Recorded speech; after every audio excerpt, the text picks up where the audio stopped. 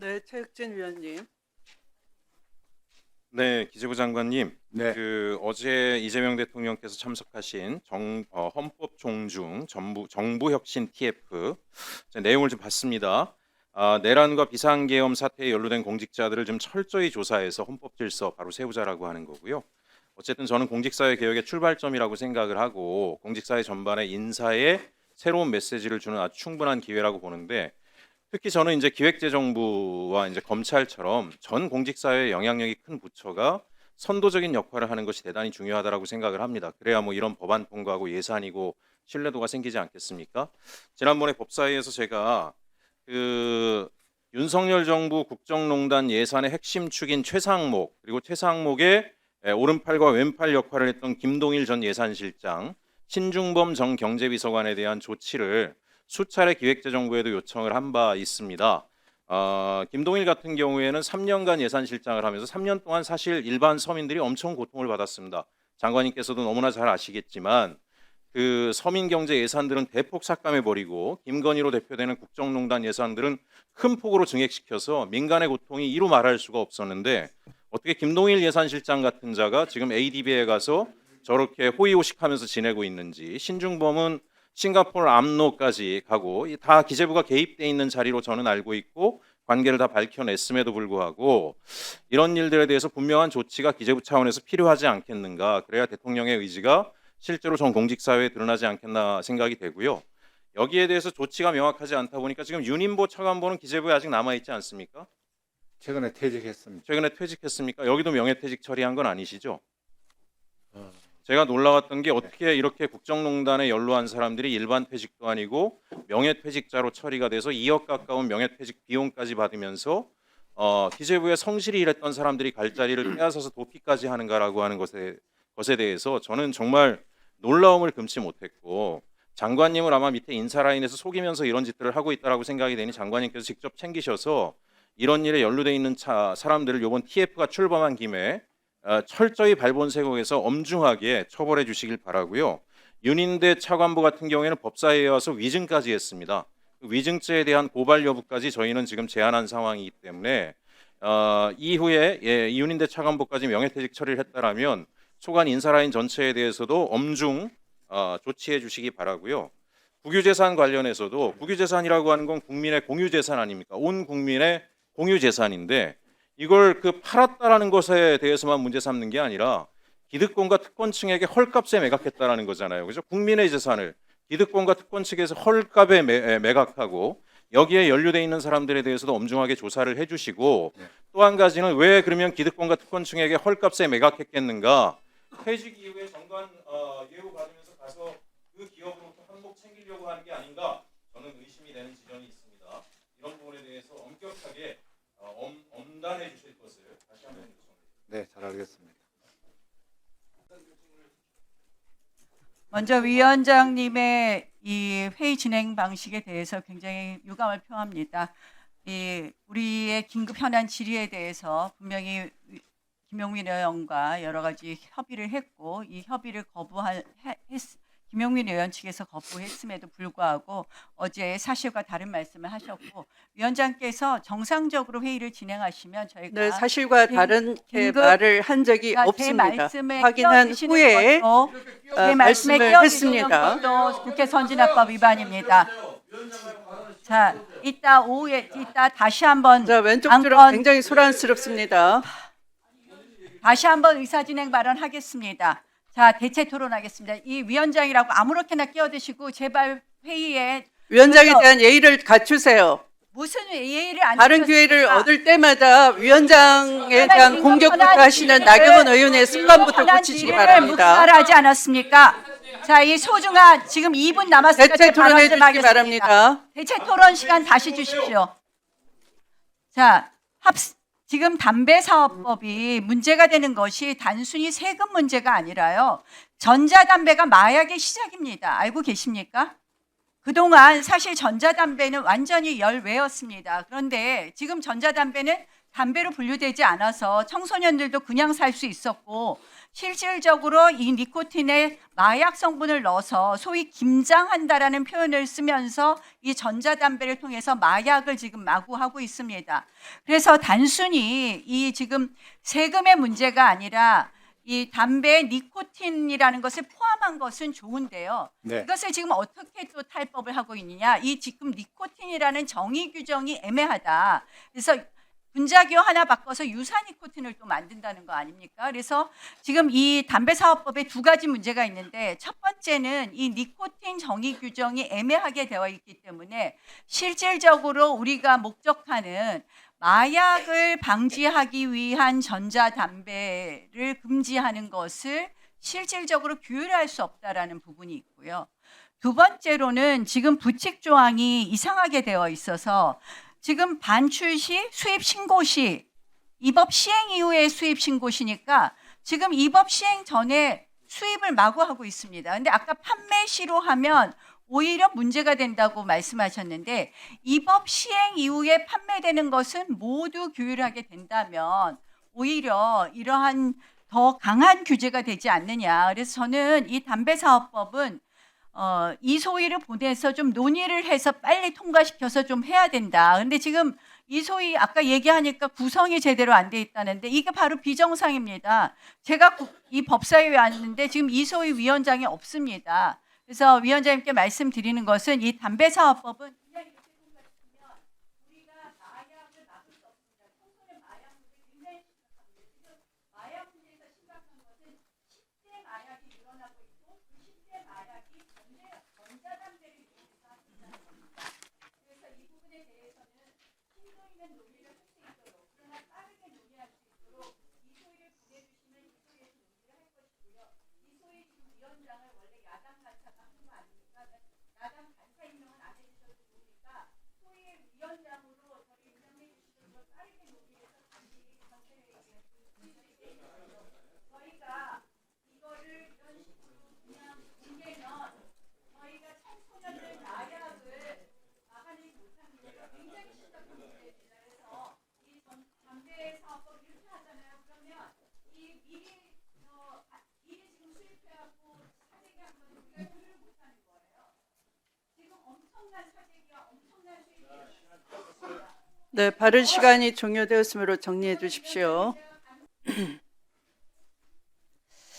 네, 예, 구윤철 부총리님. 네. 금방 박지원 의원님은 관세 협상을 잘했다고 했는데 저는 좀 생각이 다릅니다. 왜냐하면 물론 애는 쓰셨어요. 다른 생각이 있을 수도 있습니다. 끼어들지 마세요. 자, 수고는 하셨는데 지난번에 관세 협상이 7월 말에 1차 협상이 됐다가 배미 투자 방식 때문에 3개월 동안 지금 그 난항을 겨듭하다가 에이펙 때 극적으로 또 29일 날 됐지 않습니까? 근데 지금 합의문이 왜 안 나옵니까? 예, 뭐 거의 언제 나옵니까? 저희들 빨리 하려고 지금 계속 미국하고 소통하고 있습니다. 근데 그 사이에 3개월이라는 시간이 있었었잖아요. 예, 왜냐하면 네, 지금 제일 애가 타는 저희가 자동차 수출업계입니다. 맞습니다. 예. 지금 현대하고 기아가 그동안에 3분기에 그 관세 낸 게 얼마인지 아세요? 한 달에 한 7천억 정도가 가기 때문에 한 2조 정도 아마 네, 아무튼 네. 제가 그 담당자를 한번 만났거든요. 근데 엄청난 그 괴로움을 토로를 하더라고요. 그래가지고 지금 이제 그 수출에 선적을 안 한답니다. 네. 왜냐하면 잘못하면은 오히려 이 관세 때문에 네. 뭔가 이게 중요한 거는 열심히 하시고 이런 것도 좋지만 이게 뭔가 좀 속도가 나야 되는데 이게 너무나 이게 늦어져 가지고 예, 뭐 저희도 의원님 걱정하시는 것처럼 속도를 굉장히 내기 위해서 계속 요즘 지금 소통을 하고 있어서 하여튼 최선을 다해서 빨리 좀 될 수 있도록 최선을 다하겠다는 말씀. 그래서 이것이 완성되지도 않았는데 뭐 열심히 한 건 저도 인정합니다. 뭐 열심히 하셔야죠. 그런데 이 성과가 홍보한 것과는 다르게 이게 빨리 합의문이 나와야 되는데 합의문이 빨리 나오지도 않은 이거를 잘했다고 하시면 안 되죠. 저는 그렇게 생각해요. 두 번째는 네. 지금 아까 자꾸 저 나중에 이제 더 자세히 물어보겠지만 요새 무슨 헌법 존중 뭐 조직 TF인가요? 뭐 이런 게 있어가지고 지금 공직 사회를 이제 검열을 하는 것 같습니다. 근데 이거 굉장히 조심하셔야 돼요. 왜냐면 이거 문재인 때도 적폐청산이라고 해가지고 공무원들을 다 이런 식으로 해서 지금 편가르게 하고 그리고 정치 보복이 됐고 그랬습니다. 내가 얘기 들어보니까 무슨 핸드폰까지 내라고 한다고 그렇게 얘기를 하더라고요. 이게 있을 수가 있는 일입니까? 나는 그래서 지금 분명하게 뭔가 공무원들 신분 보장 되지 않습니까? 그리고 문제가 있으면은 그 행정 그 징계를 한다거나 이렇게 해서 해야지 단순히 어떤 언행 하나 이런 거 가지고 뭐저 사람은 뭐 내란 혐의가 있다 없다 이렇게 가지고 이러면 아니 이거 공포 정치죠. 이거 민주주의 사회입니까? 어떻게 해서 공무원들이 앞으로 자기가 최선을 다해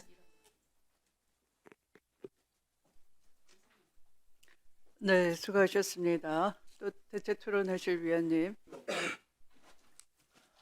토론 종결 동의를 누가 하셨습니까? 교섭단체에서. 네.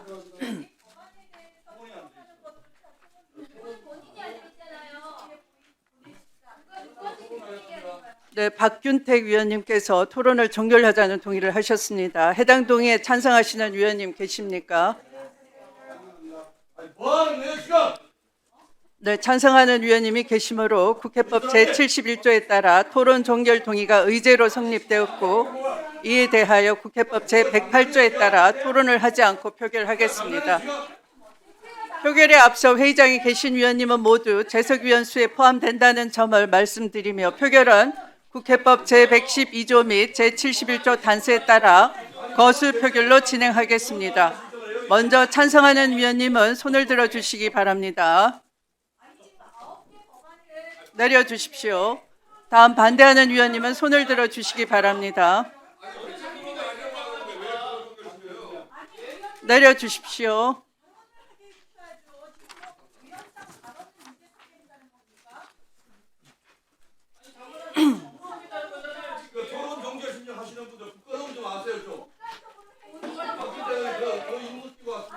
표결 결과를 말씀드리겠습니다. 재석위원 총 17인 중 찬성 11인, 반대 1인, 기권 5인으로 가결되었음을 선포합니다.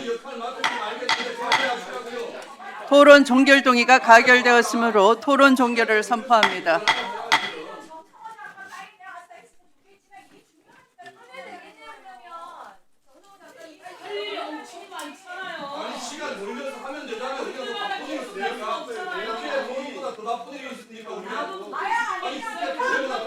그러면 의사일정 제5항의 법률안은 원안대로 의결하고자 하는데 이의 없습니까?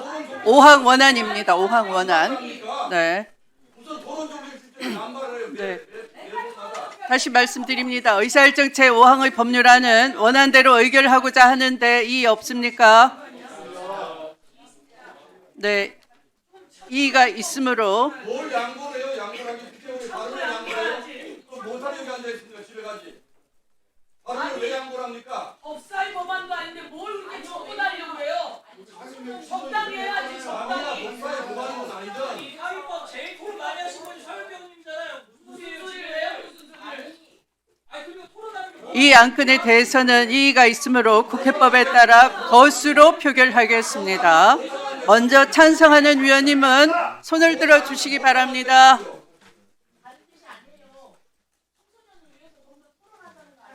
내려주십시오. 네, 다음 반대하는 위원님은 손을 들어 주시기 바랍니다.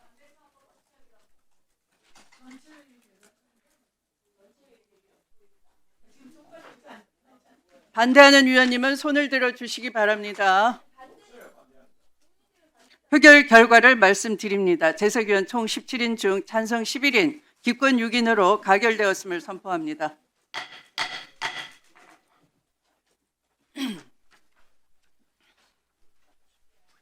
다음으로 의사일정 제1항부터 4항까지 6항, 8항, 9항의 법률안은 전문위원이 수정한 부분은 수정한 대로 그 외의 부분은 원안대로 의결하고자 하는데 이의가 없습니까?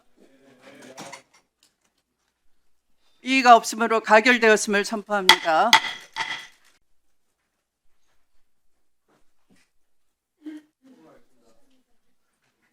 네, 신동욱 위원님. 장관님. 네. 공직에 오시기 전에 IT 업계 오래 종사하셨죠? 네, 맞습니다. 이 핸드폰 얼마나 위험한 건지 잘 아시죠? 굉장히 제가 보기에는 순진하게 대답을 하시는데 문재인 정부 때 이런 기관에서 적폐청산이라는 거 하다가 나중에 법률 위반으로 감옥 가신 분들 굉장히 많아요. 그래서 이번 상황에서도 부당한 지시는 따르지 말아라라고 지금 이재명 정부도 얘기를 하고 있어요. 이게 왜 위험하냐면 이 핸드폰을 10개월을 뒤지면요. 저는 장관님도 내란 동조로 감옥 보낼 수 있다고 생각합니다. 이게 왜 위험하냐 하면요. 우리 모든 사람들은 표현의 자유가 있고 양심의 자유가 있습니다.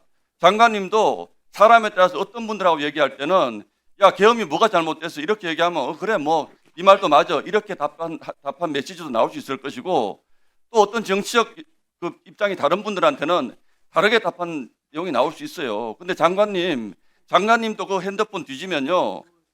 안전하지 못합니다. 이게 협박하는 게 아니라 공무원들을 그렇게 다뤄서는 안 된다는 거예요. 이 핸드폰에 있는 사적인 벌써 어제부터 저한테 많은 공무원들이 연락을 오셨어요. 제가 반복된 질문이기 때문에 웬만하면 안 드리려고 그랬는데 정보통신을 다루는 장관님이니까 10개월 동안 PC 뒤지고 핸드폰 뒤지면 내란 동조자 못 찾아냅니까? 민주당이 말하는 내란 동조자입니다. 친구들하고 계엄에 대해서 다소 호의적인 대화만 주고받아도 그거 내란 동조 아닙니까? 그리고 장관님 파악하시기에 지금 과기정통부에 내란에 동조한 분이 승진 명단에 포함되어 있는 분이 있다고 보십니까? 그것 때문에 한다는 거예요, 지금. 지금 구체적인 안이 나오지도 않았고요. 아니요, 언론에 다 보도됐습니다. 장관님, 그 지금 TF 설치하는 거 아닙니까, 지금? TF의 구체적인 어떤 안이 공유되지 않았습니다. 뭐 마지막으로 하나 지금 여쭤볼게요. 말씀드리긴 적절하지 않은 것 같습니다. 아니요. 우리 헌법에는요, 양심의 자유가 있고 표현의 자유가 있고 행복 추구권도 있습니다. 아니, 공무원을 핸드폰을 그렇게 무작위로 뺏어가서 네가 이 정권에 충성할 사람인지 충성하지 못할 사람인지 그걸 나눠가지고 인사에 반영해라. 이게 지금 헌법 정신에 맞습니까? 그게 헌법 존중 TF가 맞습니까? 헌법 파괴 TF 아닙니까? 어떻게 생각하세요? 핸드폰을 조사한다는 계획이 지금 수립되어 아니, 있지 기사에 않습니다. 다 나와 있습니다. PC는 10개월 동안 무조건 조사하고 이 핸드폰은 제출을 요구하는데 본인이 정 거부하면 둔다 그래요? 그러면 그 상황에서 본인이 핸드폰 제출을 거부하면 그 거부한 사람이 지키는 거 아닙니까? 그 사람이 내란 동조자 만드는 거 아닙니까? 그런 분 승진시킬 수 있으시겠어요? 핸드폰 제출 거부하는 분? 저는 장관님 너무 순진하신 것 같아요. 문재인 정부 때 그렇게 해서 수많은 사람들이 피해를 받고 공무원들이요. 그렇게 해서 피해본 공무원들이 정권 바뀌면 다 돌아옵니다. 아직 뒤에 일어나지 않은 일에 대해서 너무 좀 과대하게 생각하시는 것 같습니다. 너무나 많이 지켜봤기 때문에 일어나지 않은 일에 대해서도 걱정해야 됩니다. 지금 그 뒤에 앉아있는 공무원분들이요. 제 의견에 다 동의하실 거예요. 장관님 혼자 그렇게 순박하게 그렇게 하신다고 되는 게 아닙니다. 어떻게 공무원들의 핸드폰을 뒤집니까? 아무리 정부가 오만해도. 네, 주진우 위원님. 장관님 아까 그 헌법 존중 TF 관련해서 자료를 공유받지 못했다라고 하시는데 국무위원이시잖아요. 네. 그러니까 구체적인 안이나 이런 것에 대해서 뭔가 공유받은 게 없습니까? 국무회의 때 시행 계획에 대해서 그 언급은 있었습니다. 다만 그 구체적인 안에 대해서 뭐 공유받은 바가 없습니다. 아직. 그러면 언론 보도를 통해서는 파악을 하셨어요? 뭐 언론 통해서 일부 내용들을 파악했습니다. 네. 민간 기업에도 오래 계셨잖아요. 네, 맞습니다. 민간 기업에서 혹시 일반 직원들과 관련해서 그냥 그 다른 회사랑 혹시 내통하거나 기술을 유출하거나 이런 위험성이 있다는 이유로 휴대폰 걷어서 볼 수 있습니까? 그래 본 적 있습니까?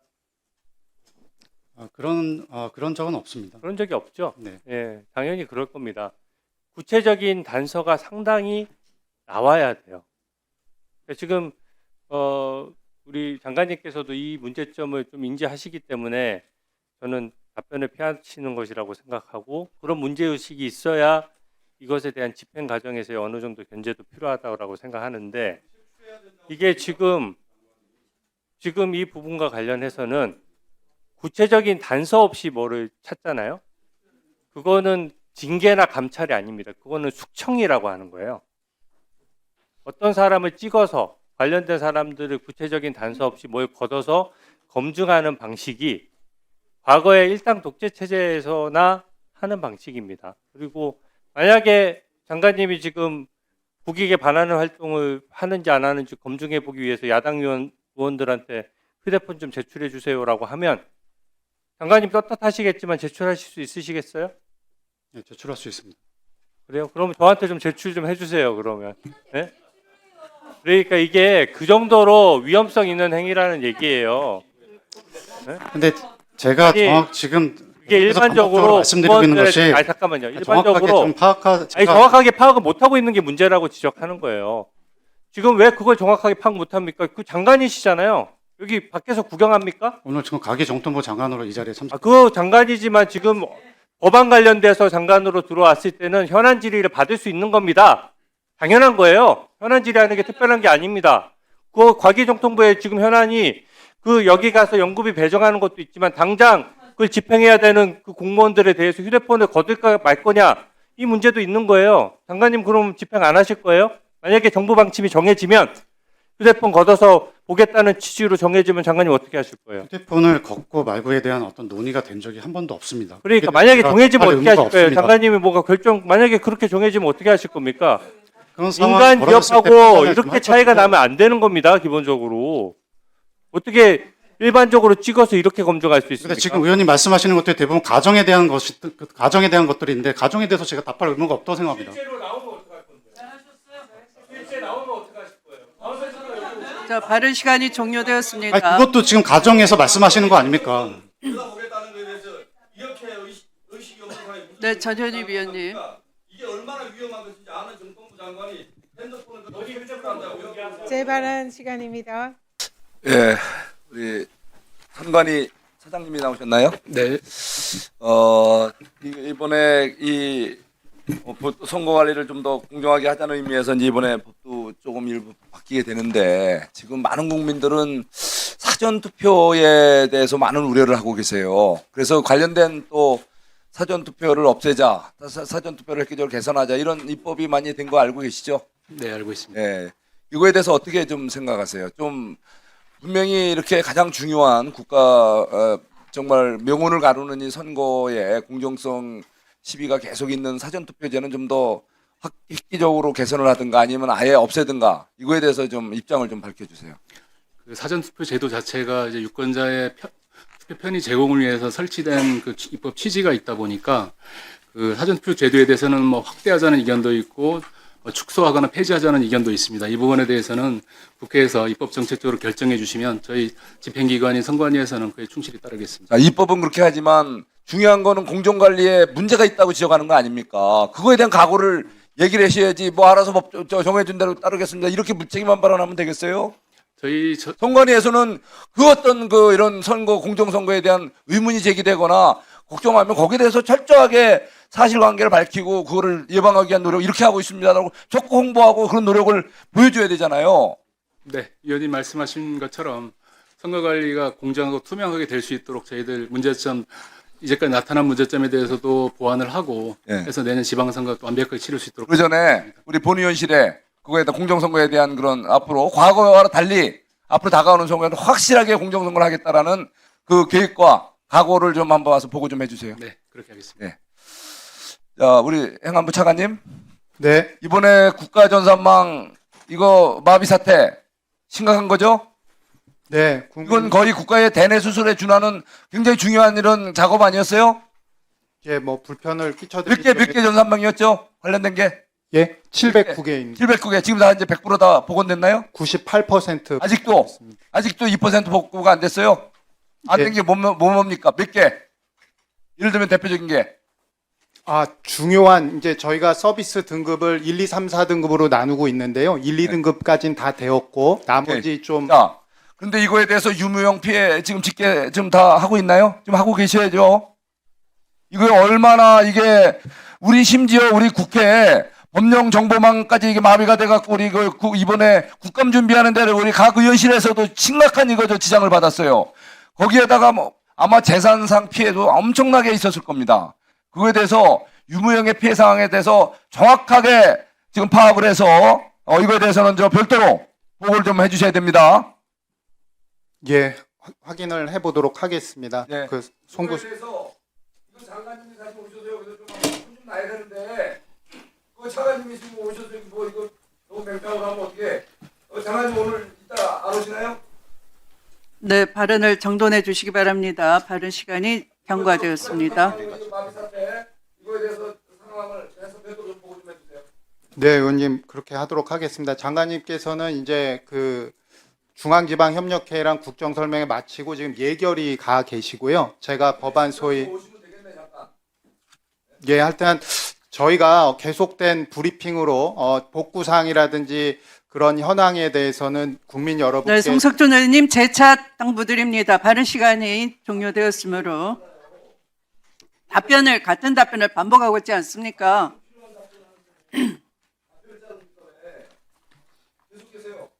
네, 늘 그만하셔도 됩니다.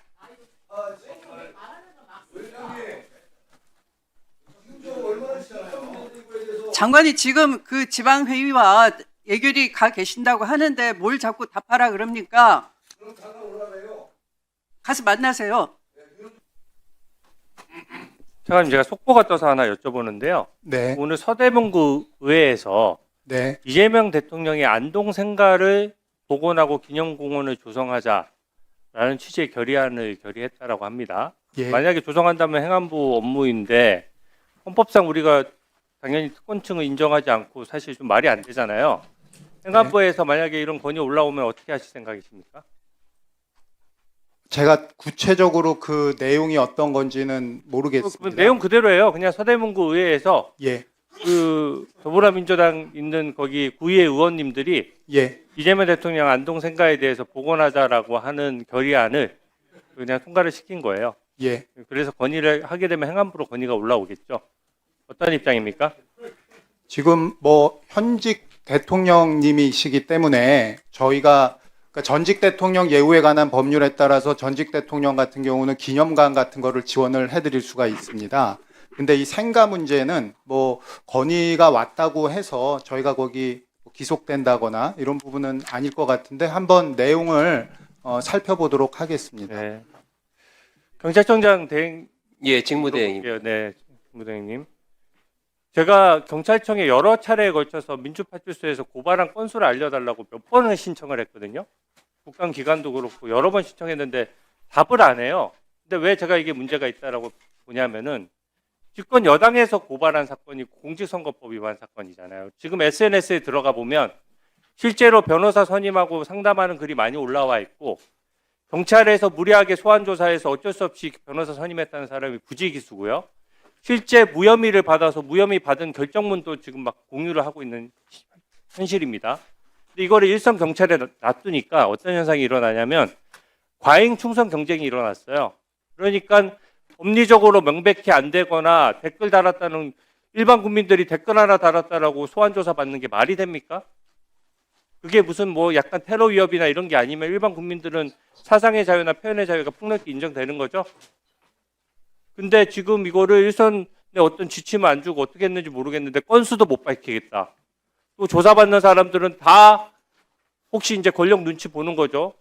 굳이 법리 검토해가지고 부를 필요가 없는 사람들도 다 불러서 조사하고 다 변호사 선임하면 그 돈은 다 누가 물어낼 겁니까? 이 부분에 대해서 적어도 민주파출소가 여당이 고발한 사건이면 몇 건을 고발했고 일반 국민을 상대로 그것을 경찰청이 관리하면서 국민들 불편 없도록 하는 게 기본 아닙니까? 어떻게 생각하세요? 예, 저희가 이제 자료를 못 드린 거는 특정인이 고발한 사건에 해당되기 때문에 아마 여당이 고발했잖아요. 일반 단체 거를 제가 궁금하다 하는 게 아니잖아요. 여당이 국민을 고발한 사건입니다. 이거 현황 파악하고 국민 불편 없도록 하십시오. 예, 법률 검토를 하도록 하겠습니다. 네. 다음 또 토론하실 위원님, 차혁진 위원님. 우리 선관위 강동원 사무차장님. 네, 사무차장입니다. 그 지난 내란 때 계엄군이 선관위를 침탈하지 않았습니까? 그렇습니다. 예? 오늘 황교안 총리가 전 총리가 구속이 됐는데 뭐라고 말했나 보면서 굉장히 황당했어요. 이렇게 선관위에 대해서 얘기를 했습니다. 계엄군을 동원해 부정선거의 원흉 선관위를 압수수색한 거다. 뭐가 문제냐? 예? 부정선거의 원흉 선관위를 계엄군을 동원해서 압수수색한 거니까 아무 문제가 아니다. 일체 반성이 없어요. 선관위 굉장히 모욕스러울 것 같습니다. 부정선거의 원흉이라는 소리를 들었어요. 오늘 여기 그 내란을 일으킨 정당 윤석열 정권 관계자들이 여기 국정감사한다고 앉아 있습니다. 선관위에 대해서 이런저런 목소리를 높이고 계시는데 앞으로 선관위가 내란까지 강행했던 사람들이니까 어떠한 부정선거를 할지도 모르기 때문에 이 정당이 앞으로 선거에서 어떤 부정선거를 할지 다른 어느 정당보다도 눈을 크게 뜨고 지켜보실 것을 당부드립니다. 명예를 회복하십시오. 굉장히 불명예스러운 처우를 받으셨어요. 어떻게 군을 동원해서 선관위를 침탈을 합니까? 그죠? 명예를 꼭 회복하시기 바랍니다. 네, 예.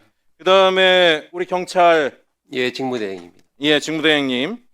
제가 그 강원도 원주에 살고 있는데 강원도에 있는 경찰들을 여러 명을 만났는데 똑같이 이런 얘기를 합니다. 강원도에 있는 국민의힘 모 의원이 얼마나 힘이 세신지 계속해서 경찰 인사에 개입을 해서 아무리 열심히 일을 해도 그 해당 의원님한테 가서 청탁을 하지 않으면 뭐 상납까지 했는지 모르겠습니다. 그러면 인사에서 누락이 되더라. 제발 이 문제 좀 해결해 줬으면 좋겠다라고 이야기를 합니다. 그 의원이 누구신지 철저히 찾아내시고 우리 경찰이 앞으로 국민이 경찰이 수사권이 강화되는 것에 대해서 신뢰를 하려면 이런 일이 없어야 되지 않겠습니까? 조용히 해주세요. 당연히 제 발언 방해하지 마십시오. 예, 철저하게 조용히 좀 하세요, 살펴주시고 신동욱 의원님. 지금 백혜룡 경정이 마약 수사 맡고 있는데 다른 의원님 경찰이 시간에 인사적으로나 방해하시면 행정적으로나 다른 태장 적극적 협조해 주시기 바랍니다. 1차 경고했습니다. 예, 신동욱 의원님한테 1차 경고했습니다. 제 시간을 방해하지 마십시오. 자, 우리 행안부 차관님, 네. 전산망에 불난 거 가지고 계속 국민의힘 의원들이 이야기를 하는데 제가 알기로 전산망이 불난 이유는 딱 한 가지 아닙니까? 윤석열 정부가 해당 노후장비 교체 예산을 대폭 삭감해서 교체 시기를 놓쳐가지고 불이 난 거 아닙니까? 근데 남의 일처럼 이야기를 하고 이렇게 이야기하는데요. 명확하게 왜 불이 났는지 이야기하시고 앞으로 우리 이재명 정부에서는 이런 국가전산망 체계에 제때 예산을 투입하지 않아서 교체 시기를 놓쳐서 불이 나는 일은 없도록 하겠다라고 그렇게 준비하고 계신 거죠? 예, 이번 사건을 이제 엄중하게 보고요. 개선 방안을 잘 마련하고 있습니다. 알겠습니다. 지켜보겠습니다. 네. 이상입니다. 네, 이성균 의원님. 자, 경찰청장 대행님, 예, 직무대행. 계엄이 내란입니까? 예. 계엄이 내란입니까? 그 12월 3일 비상계엄이 발생을 해서 아니, 그와 관련해서 내란이라고 경찰에서는 내란 혐의로 수사를 해서 특검에 송치를 했습니다. 자, 내란이 확정된 건 아니죠. 자, 지금 헌법 존중 TF라는 이름으로 지금 디지털 포렌식까지 하겠다는 거예요, 지금. 알고 계시죠, 이 내용? 자, 보면 조사 방식이 인터뷰, 서면 조사, 디지털 포렌식 이렇게 되어 있습니다. 디지털 포렌식은 보통 영장이 있어야지 하죠. 일반적인 수사의 경우에는. 수사에는 그렇습니다. 야, 공무원에게 이런 영장도 없이 이미 제출이라는 형식을 빌어서 한다는 것은 실질적으로 공무원 수사하는 거나 마찬가지 아닙니까? 이게 예. 말이 이미 제출이지. 이게 가능한 일입니까? 그리고 있어서 되는 일입니까? 예. 저는 문재인 정부 때도 이런 일을 시도했는데요. 그때 저희가 끼어들지 마세요. 영혼 탈곡기라고 불렀습니다. 공무원들 영혼을 탈탈 터는 것이다. 이런 일을 지금 기관별로 하니까 앞장서서 하시겠다? 안 그래도 무너진 경찰 더 무너집니다. 자제해 주실 것을 촉구합니다. 선관위 대답하십시오. 네, 사무처장입니다. 어떻게 하시겠습니까? 예, 말씀드리겠습니다. 정부 차원에서 이번 그 신속하게 지금 분위기를 공직 사회를 안정시키기 위해서 신속하게 마무리를 할 계획이고요. 이번 그 TF는 그 기관장의 인사권, 징계권 차원에서 인사권 징계권에서 계엄을 내란이라고 생각하느냐 안 하느냐 이런 거 물어보고 그렇게 해서 사람들의 사상의 자유를 강요하고 디지털 포렌식 해갖고 사생활 침해하고 이런 식으로 인사권 행사하는 것이 바로 완장질입니다. 조심해 주실 것을 말씀드립니다. 예, 인권 침해가 없는 범위 내에서 사무처장께 질의하겠습니다. 네. 지금 선관위는 신뢰를 잃고 있어요. 망이 분리됐다고 했는데 내부망하고 외부망이 사전선거 기간에 이틀 동안 열리고 있다는 거 사실입니까? 사실이 아닙니다. 그런데 왜 그렇게 답변한 아니, 것으로 나와 답변이 아니라 있습니까? 질의와 답변 과정에서 약간 착오가 있었던 것이고 전혀 자, 그러면 선관위 자료, 데이터 자료 여러 가지 보완, 네. 점검, 자체 점검 말고 외부 점검도 하고 있습니까? 외부 점검이라는 게 보완 점검을 자체 점검 말고 외부 점검도 하고 있습니까? 안 하고 있죠? 지난번에 자, 제가 드리는 말씀은 네. 선관위가 많은 오해를 받으니까 더 철저하게 국민들이 믿을 수 있는 대책을 내놔라. 그래야지 국민 갈등이 없어요. 또 하나는 사전투표 기간이 사실상 굉장히 선거 운동이라고 차이가 많이 있는데 이렇게 됐을 때 어떻게 되느냐. 지금 사전투표율이 거의 50%에 육박하면 선거 운동 기간이 보장되지 않는 문제가 있습니다. 이것을 입법정책적으로 판단해달라 하지 말고 선관위 차원에서도 이렇게 해서 사전투표율이 높아지면 높아질수록 정리해 주십시오.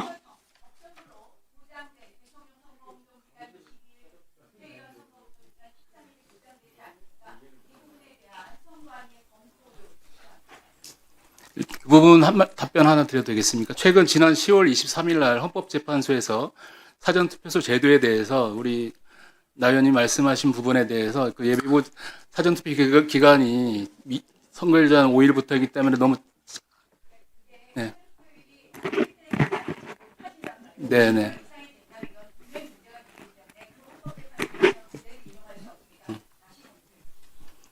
살펴보겠습니다. 네, 대한민국 국민은 탱크에 맞섰고요. 모장 군인이 국회를 침탈하려고 할 때 총에 맞선 국민들이십니다. 그런데 완장질을 한다라는 내란 세력으로부터 질타를 하는 자리가 돼버렸습니다. 심히 유감스럽게 생각합니다. 3인 성호라는 말이 있어요. 세 사람이 계속 거짓말을 하면 호랑이도 만들어낸다라고 합니다. 내란몰이 하면서 계속 부정선거 이렇게 외치고 있는데 대한민국의 선거가 부정선거가 아니었다라는 사실을 에이펙에 오신 정상 중에 트럼프 대통령이 말을 했다고 하더군요. 네, 서영교 위원님.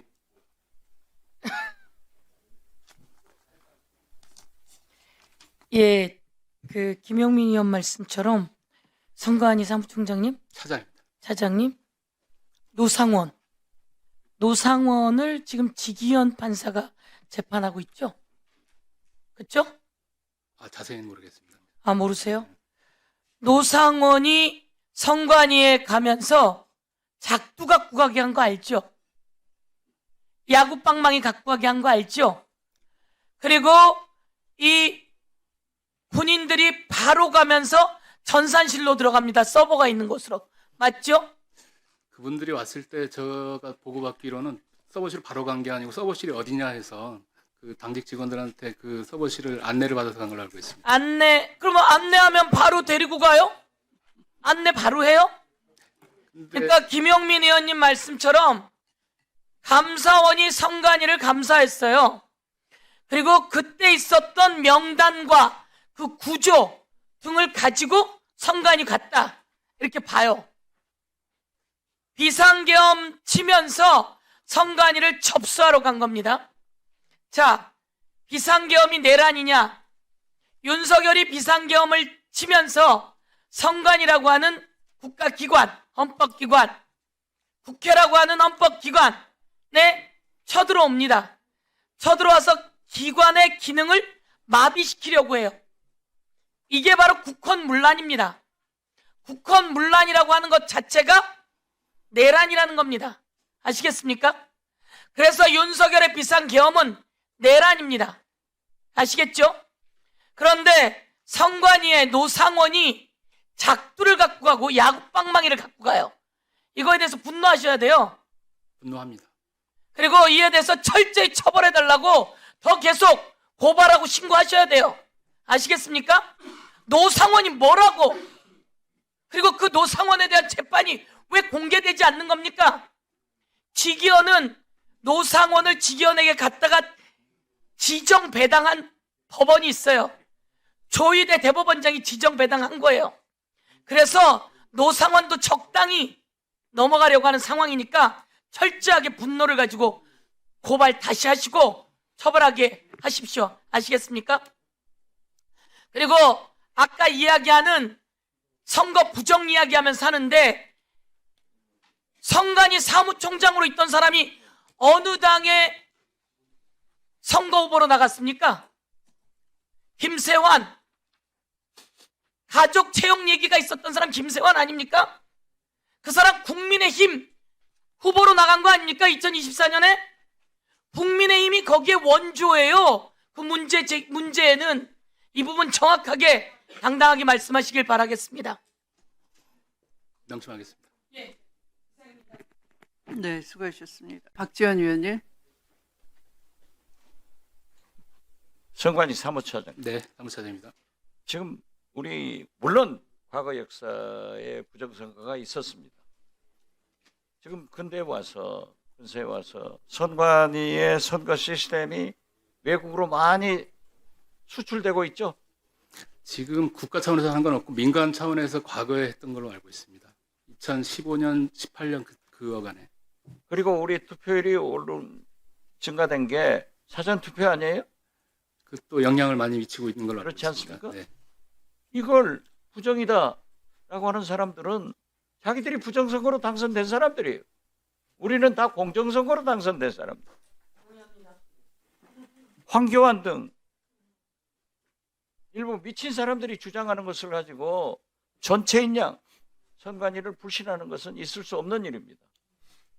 감사합니다. 명심하세요. 감사합니다. 그리고 이번 내란 때도 검찰이 선관위에 출동하도록 심우정 전 검찰총장이 지시해서 하다가 끝났잖아요. 심지어 전 국정원장 김기현은 국정원장 하면서 도둑놈들이라는 책을, 즉 부정선거하는 책이에요. 그걸 전부 국정원 직원들한테 일독시켰어요. 그게 말이 되는 거예요? 누가 지금 부정선거를 하는 거예요? 물론 잘못이 있으면 고쳐야죠. 그렇기 때문에 나는 국민의힘 의원들이 부정선거를 주장하는 것은 자기들이 부정선거로 당선된 사람들 아닌가 이렇게 의심합니다. 제 견해에 대해서 어떻게 생각하세요? 여기 계신 의원님들 모두 선거관리위원회의 공정한 선거관리에 의해서 당선되신 분이라고 저는 생각을 하고 있습니다. 그렇죠. 공정한 선거관리에 의거해서 당선됐기 때문에 우리가 의정활동을 하는 거예요. 이걸 자꾸 부인하고 세계적으로 시스템이 수출되는 중앙선관위의 그러한 문제에 대해서 자꾸 이유를 제기하지 마라 이거죠. 사전투표도 필요한 거고 그것 때문에 투표율도 오르고 자기들이 개업하면서 노상원이, 군이 그리고 검찰이 선관위를 파괴하려고 하는 것은 있을 수 없는 일이기 때문에 당당하게 하세요. 감사합니다. 고개 끄덕거리면 속기록이 안 나와요. 고맙습니다. 잘하세요. 열심히 하겠습니다. 이상입니다. 네, 수고하셨습니다. 그러면 토론을 다 거의 하셨습니다. 곽규택 위원님. 예, 전재수 장관님 수고 많으십니다. 네. 예, 지난 총선 때 제가 해수부 이전 부산으로 이전해야 된다, 해사법원 부산에 신설해야 된다, 총선 공약이었던 거 아십니까? 그렇습니까? 잘 모르겠습니다. 잘 모르겠습니까? 예, 예. 장관님은 부산에서 총선 5번 나오셔가지고 2번 실패하고 3번 당선되신 거죠? 총선. 그래서 3번 떨어지고 3번 됐죠. 6번. 예. 6번 동안에 이 해수부 부산 이전하자 공약하신 적 한 번도 없습니까 혹시?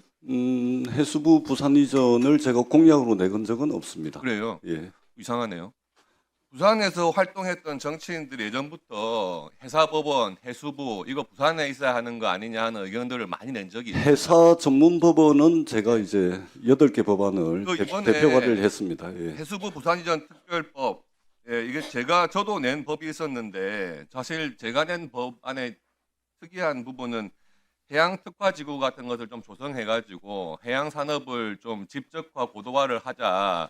그리고 이게 단순히 부처 이전의 문제가 아니라 국가 균형 발전 차원에서 부산을 정말 해양 수도로 만들 수 있는 좀 지원 근거를 마련하자. 이런 식으로 조금 큰 법이었는데 뭐 논의 과정에서 이번에 정부 이전하는 것 급하다, 시간이 없다 해가지고 사실은 그 범위가 굉장히 줄어든 면이 있거든요. 뭐 그럼에도 불구하고 일단 통과가 목적이기 때문에 저도 일단은 그 법의 대안에 대한 통과에 대해서 뭐 오케이를 한 입장입니다만은 향후에 해수부가 이제 임시청사를 넘어서 본청사도 부산으로 이전할 거 아닙니까? 그렇습니다. 예, 그러면은 지금 지원법 말고도 이런 부산을 중심으로 한 해양 산업의 좀 집적화라든지 국가 균형 발전에 실질적으로 도움이 될 수 있는 그런 방향으로 법 개정도 좀 적극 검토해 주시기 바랍니다. 예, 그렇게 하겠습니다. 의원님께서 제출해 준 법안 내용은 저희들이 뭐 최선을 다해서 담으려고 노력을 했고, 다만 조금 전에 말씀하셨던 해수부 조직, 기능, 역할 강화와 관련해서는 올해가 가기 전에 그런 요구들을 담아낼 수 있는 그 방법들을 저희가 구체적으로 지금 부처 간 협의를 하고 있습니다. 그래서 예. 별도로 한번 지켜봐 주시면 좋겠다라는 말씀을 드리도록 하겠습니다. 알겠습니다. 예.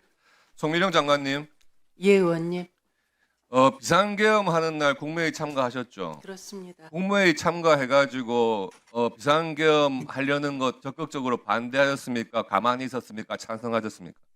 반대하였습니다. 어떻게 반대하셨나요? 적극적이라고 하기는 의원님 보시기에 따라 높이가 다를 수 있습니다. 서명하지 않았습니다. 그리고 지금 정부에서 하려는 내란몰이 TF라는 거 알고 계시죠? 내란몰이 TF는 아니고요. 제가 보기에는 네, 저는 이미 수사기관에 다 제출받아서 예, 수사도 한 것으로 알고 있고요. 헌법 존중 정부 혁신 TF입니다, 의원님. 내란몰이가 아니고요. 훌륭하십니다. 대단히 잘했어요. 네, 또 토론하실 의원님 계십니까? 네. 맞아요. 헌법 공부들 좀 하셔야 됩니다. 지금 대한민국 국회는 헌법에 맞춰서 운영이 안 되고 있습니다. 자, 송혜령 장관님 반성하십시오. 송미령입니다. 송미령 장관님, 헌법 제가 공부- 이름도 헷갈릴 정도로 부르기 싫으네요. 아니 지금 뭐 내란몰이 TF가 아니라 헌법 존중 TF고 본인이 그래서 유임됐다고 하는데요. 자, 헌법 존중 TF 뭐 한다고 써 있는지 보십니까? 언론 보셨습니까? 언론 아직 못 조사 범위 아니 국무회의에서 안건 못 제가 보셨습니까? 어제 국무회의 자, 제가 참석을 질문하니까 못했습니다. 질문 끝나고 답을 하시던지 하세요. 조사 대상, 조사 범위 한번 보십시오. 비상계엄 전 6개월, 후 4개월, 10개월 동안 컴퓨터 탈탈 털고 핸드폰 보고 인터뷰하고 서면 조사하겠다는데 이게 무슨 헌법 존중 TF입니까? 공무원들 다 조사하겠다는 건데, 그리고 이것을 해서 인사권에 반영하겠다는 건데, 무슨 말을 그렇게 웃으면서 그렇게 하실 게 아니라 반성 한번 해보십시오. 과연 그 자리에 앉아 계실 자격이 있는지. 전재수 장관께 질의하겠습니다. 서해 구조물에 대해서 이번에 이재명 대통령과 시진핑 정상회담에서 다뤄졌다, 이렇게 언론 보도에서 봤습니다. 서해 구조물은 지금 한 개가 아니라 3개 설치되어 있죠? 부위를 말씀하시는 겁니까? 아니면 산란, 양식장을 말씀하시는 설란, 중국 설치한 거. 양식장은 2개 설치가 되어 있고 부위는 13개가 설치가 되어 있습니다. 자, 그 양식장이 양식장입니까? 그러니까 지금 사실은 이제 제가 NSC 회의에 들어갔을 때는 일단은 거기가 이제 냉수대가 형성이 되어 있는 곳이거든요. 그렇기 때문에 연어를 양식하는 곳으로는 적지라는 이야기는 듣고, 다만 이제 그것을 특정해서 판단을 내린 적은 없습니다. 자, 아니 이거 판단하셔야죠. 한중어업 협정에 따르면 이 조업 활동을 위한 거 지금 양식장은 되지만 양식장 이외로 사용해서는 안 되고 중국이 사실은 이런 어업 협정을 위반해서 했다고 보여지는 것이 잠수부하고 산소통 있는 거 발견되기도 하지 않았습니까? 그러니까 한중어업 그래서 예. 저는 이거를요 그렇게 판단을 보류할 문제가 아니다. 제가 보기에는 이것이 어업협정을 명백히 위반했다고 보이고 그 설치 부위도 계속 설치 면적도 커지고 있고요. 그다음 두 번째로는 이것이 중국이 항상 다른 해역에서 써먹던 방법 아닙니까? 그런데 우리가 여기에 대해서 자 대통령께서 그날 결국 정상회담에서 뭐 이 문제를 짚었다고 했는데 뭐라고 짚으셨고 앞으로 해수부는 어떻게 대응해라 이런 지시 받으셨습니까?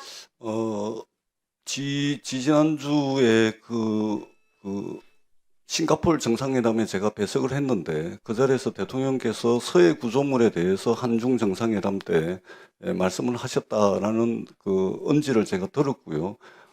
이재명 정부에서 중국의 서해 구조물에 대한 원칙은 이전 정부에서 유지해왔던 그 원칙과 다르지가 않습니다. 일관되게 해양 주권, 해양 영토는 반드시 엄격하게 대응을 할 것이고 비례 대응 원칙에 준하는 수준으로 저희들이 대응한다라는 그런 원칙을 지키고 있고 이것은 보수 정권이든 진보 정권이든 여야를 막론하고 특정 정권에서 서해 구조물에 대해서 약하게 대응했거나 특정 정권에서 강하게 대응했거나 이런 적이 없습니다. 일관된 원칙을 가지고 대응을 하고 있습니다.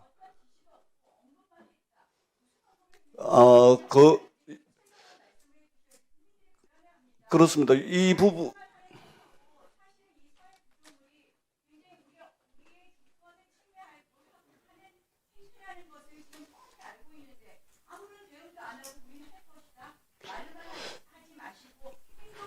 네, 의원님 이 부분은 국정과제 76번으로 이미 채택이 되어 있고요. 해수부 장관인 저도 해수부 장관이 되기 전에 국회 서해 구조물 결의안에 저도 동의를 했습니다.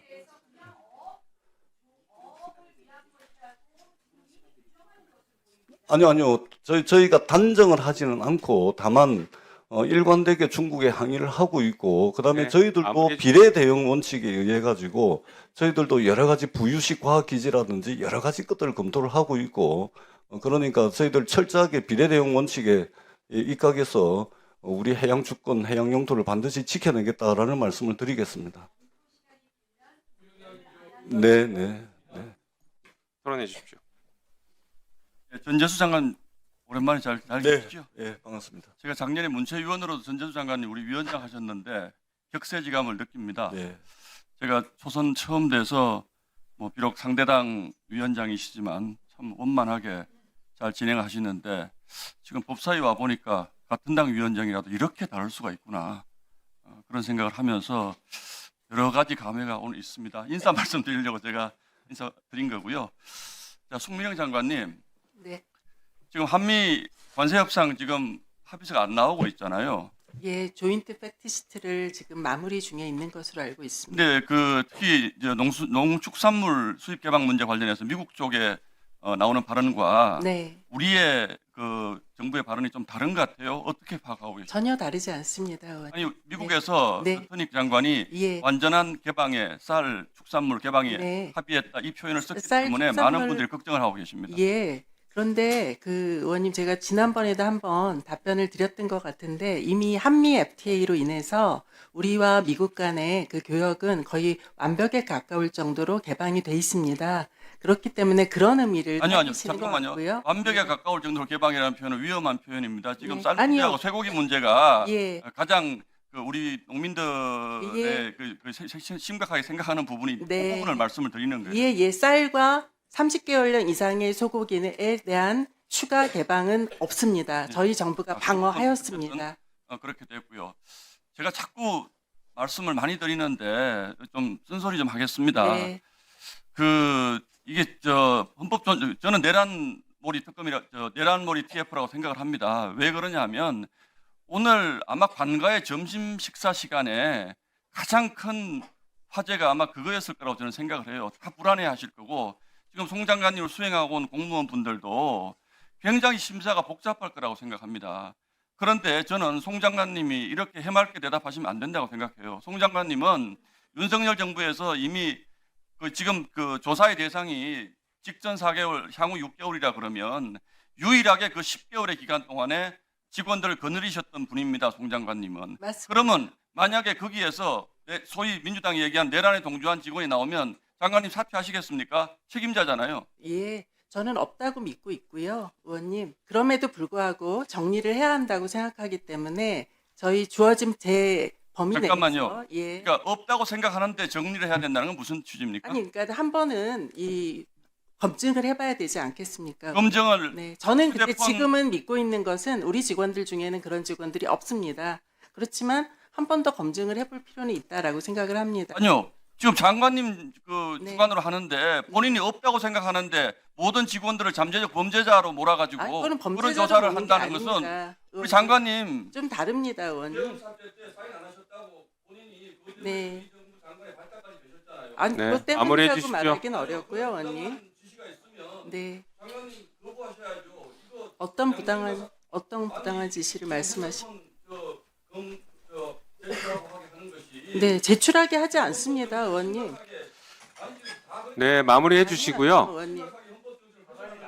우리 신동욱 의원님, 그 얘기는 지금 몇 번 왔다 갔다 했으니 마무리해 주십시오. 네. 아니요, 의원님 염려 안 하시도록 저희가 투명하게 그 과정들도 말씀드리도록 하겠습니다. 네, 장관님. 네. 내란을 저지른 사람을 배출한 정당에서도 아무도 사퇴하지 않고 있습니다. 그 점 참고하시기 바랍니다. 잘 알겠습니다. 사퇴할 사람들은 따로 있습니다. 네. 최육진 위원님. 네, 존경하는 추미애 위원장님, 오늘 우리 각 상임위에서 올라온 법안들을 검토하는데 국민의힘에서는 그냥 하루 종일 헌법 존중, 정부 혁신 TF와 관련된 이야기들을 계속 쏟아내고 있는데요. 관련해서 제가 현직 공무원들의 민원 내용이 저한테 왔기 때문에 하나만 좀 말씀을 드리겠습니다. 왜 우리가 헌법 존중, 정부 혁신 TF를 해야 되는가에 대해서 지난 정부에서 고위직에 있으면서 국정농단 관련 예산 등을 하라고 그렇게 하위직 공무원들을 괴롭히고 정치적 편향성으로 공무원들에게 정신적 압박을 주던 분이 얼마 전에 퇴직을 했는데 퇴직해서도 현직에 있는 후배들에게 계속 이런 문자를 보내온답니다. 30일 안에 100만 명 국회 청원 동의가 되면 반드시 윤석열이 석방될 것이다. 공무원들도 청원 운동에 참여를 하라. 예, 동의하는 사람들은 청원 링크 다 보내주고 있고요. 자기들 회가 주관하는 이재명 재판을 재개하라 규탄 집회에 여러 공직자 여러분들도 참여를 해달라. 뭐 이런 문자들을 계속 보내고 있다고 해요. 그래서 제발 이런 식으로 공직사회가 공무행정에서의 정치적 중립 의무에 집중할 수 있도록 엄정한 척결이 필요하다라고 하는 것에 이거 현직 공무원들이 보내오는 문자입니다. 이런 걸 좀 제대로 아시고 이런 얘기를 이 자리에서 하셨으면 좋겠다라고 말씀드리고 싶고요. 복지부 장관님, 네. 문재인 정부에서 어쨌든 복지의 전반적인 전달 체계의 변화들을 좀 시도를 했었는데 네. 윤 정부에서 전부 다 이게 다 도로 백을 해버렸어요.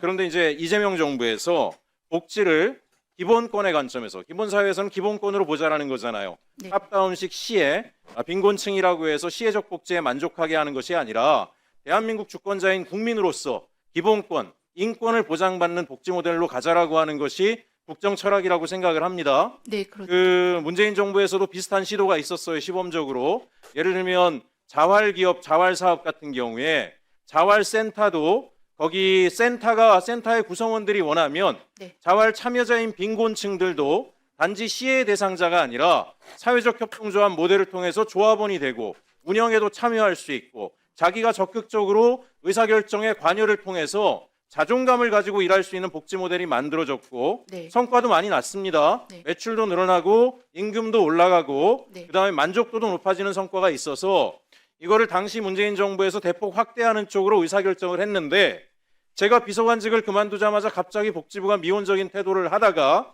급기야 윤석열 정부에 와서는 3차 기본계획에서 아예 일몰시켜버리겠다라고 정리를 해버렸어요. 그래서 이걸 제가 복지부에 복원을 요청을 했더니 4차 기본계획에 가서야 내년에 반영하겠다라고 하는데요. 대단히 곤란하다라고 생각을 합니다. 기본사회 비전에 맞게 원상복귀를 반드시 해주시고 우리 대한민국 국민들이 빈곤하다 그래서 주는 떡이나 받아먹으라 이렇게 해서는 안 되지 않겠습니까? 네. 당연히 의사결정의 주체가 돼서 자신의 존엄을 유지하면서 복지의 한 주체가 되도록 하는 것이 우리 지금 이재명 정부의 복지가 가야 될 길이라고 생각하는데요. 이 자활센터 사회적 협동조합 모델을 한번 꼭 보고를 받으시고 3차 기본계획안에 다시 반영시켜서 전략적으로 성장할 수 있도록 뒷바라지 해주실 것을 부탁드립니다. 네, 의원님 말씀 주신 거는 세부 내용을 좀 확인하고 그리고 별도로 말씀드리겠습니다. 네. 네, 또 토론하실 위원. 그러면 토론하실 위원님 계십니까? 네. 네, 나경원 의원님부터 하십시오, 그럼. PPT 좀 띄워주세요.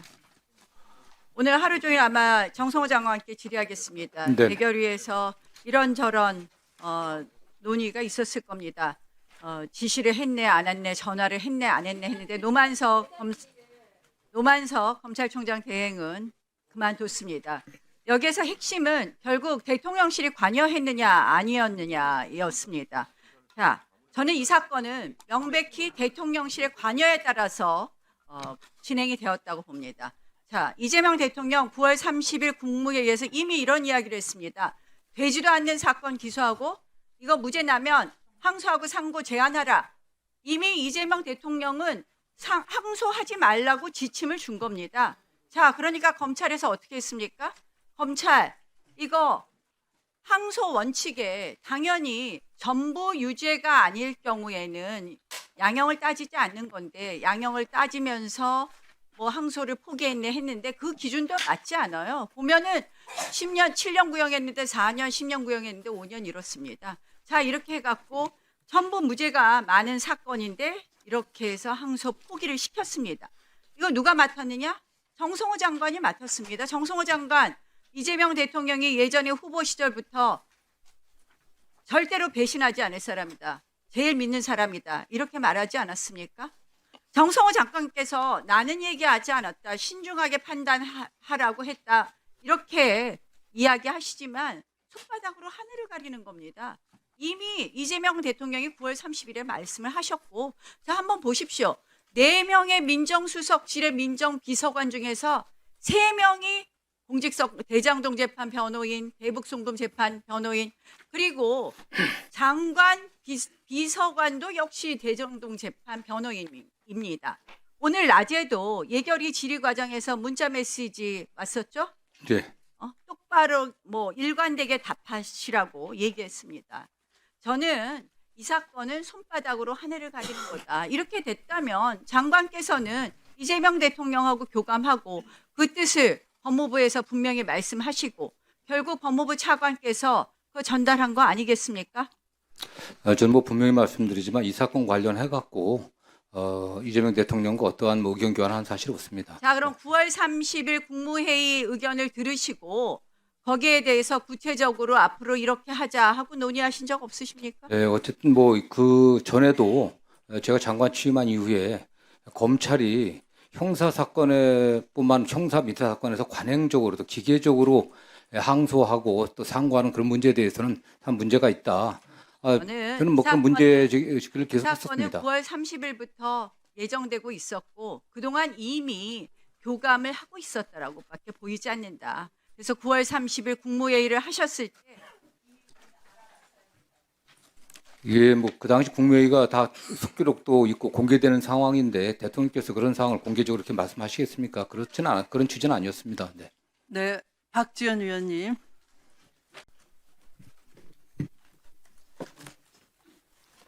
옛날에 놈 유명한 영화가 있습니다. 그런데 이번에 보면은 진짜 멍청한 X 그분이 왔다 갔다 한 겁니다. 그리고 자기 권한으로 항소할 수 있었는데 합의돼 가지고 안 하고 나서 얘기하는 배신자 그리고 선택적 항명을 하는 일부 검사들에 대해서 철퇴가 내려져야 됩니다. 지금 나경원 의원께서 9월 30일 이미 대통령께서 지시하셨다 하는데, 그러면 그 사법부의 재판 결과를 가지고 검찰이 한 것 아니에요?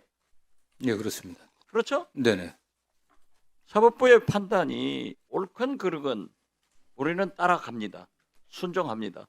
그럼 이재명 대통령이 재판에 관여되어 있다는 거예요? 그건 아니잖아요. 예, 그렇습니다.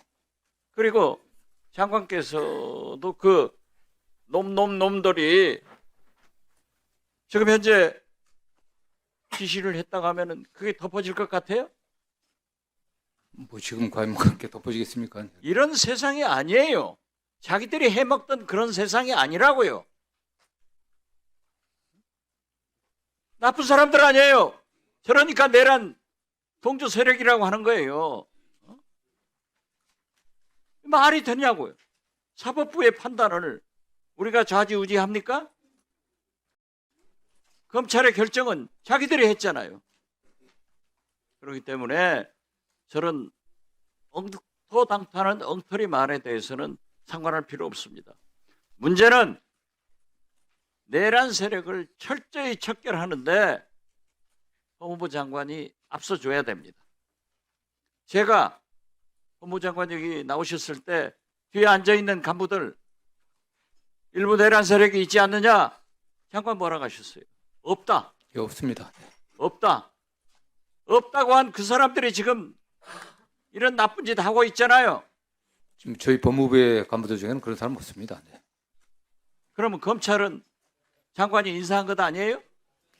뭐 일부 간부들은 제가 임명되기 전에 주요 간부들은 임명됐었고요. 예, 그렇습니다. 아, 그러면 그게 뭐예요, 지금?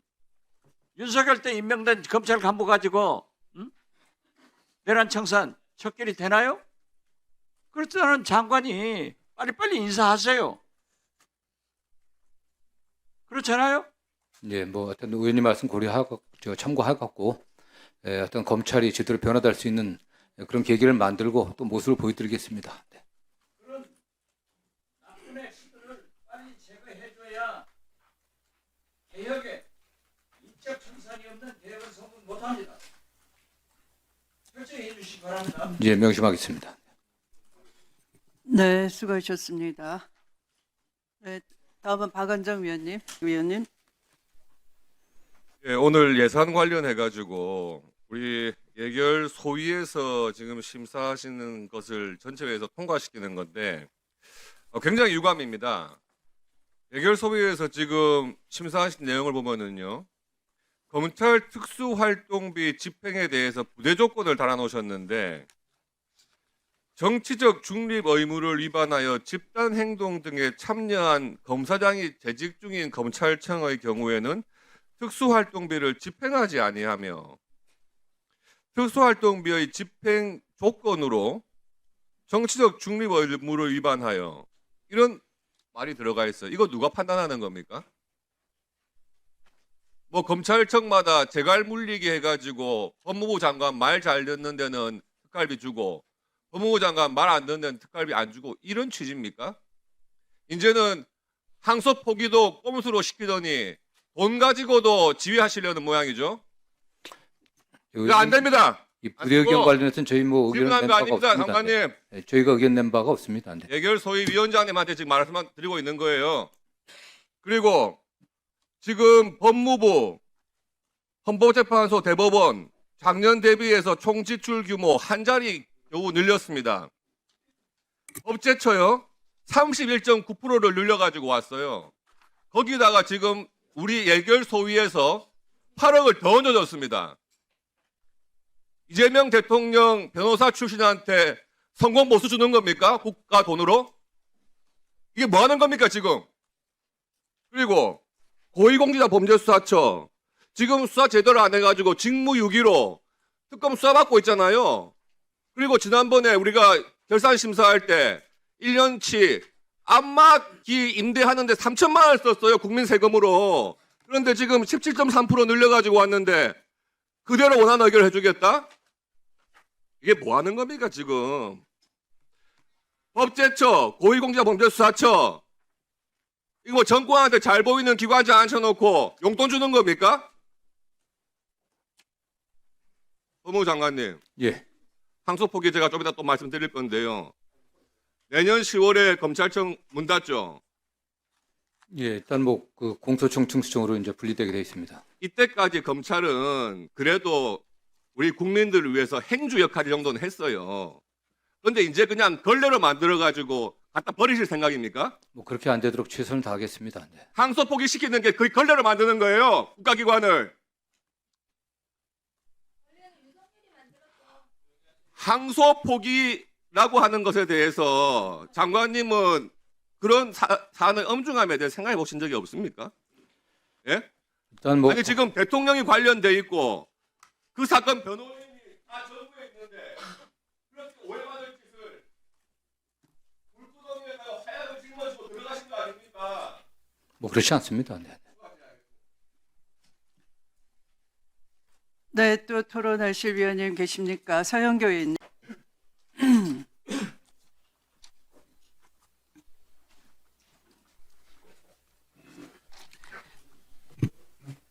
예, 서영교 의원입니다.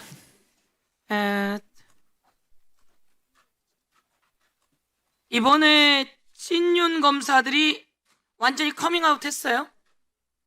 찐윤 검사들이 완전히 커밍아웃 했는데요. 박재혁 수원지검장, 박현준 서울 북부지검장 등 김창진 부산지검장. 이번에 찐윤 검사들이 저 찐윤이에요. 그리고 저희 정치검찰이에요. 라고 쫙 했는데요. 제가 커밍아웃한 사람들 쭉 정리해놨습니다. 강백신 대구 고검 차장검사, 정유미 전 창원지검장.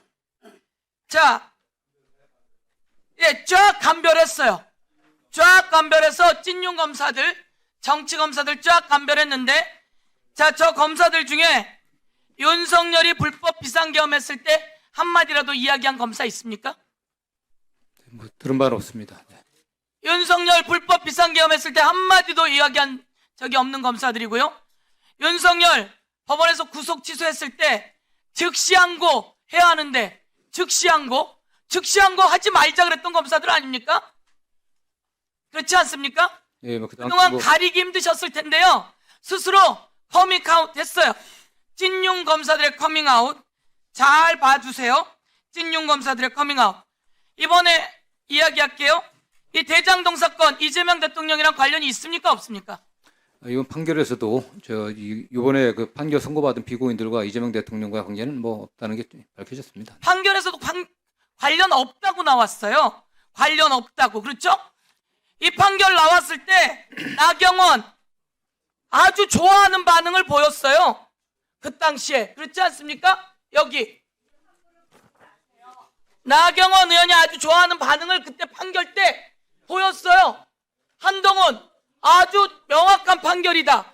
그렇게 명확한 판결이면 그것으로 그렇게 좋아해놓고 왜 항소 포기했다고 이야기하는 거죠? 자, 중요한 건 제가 하나 더 물어볼게요.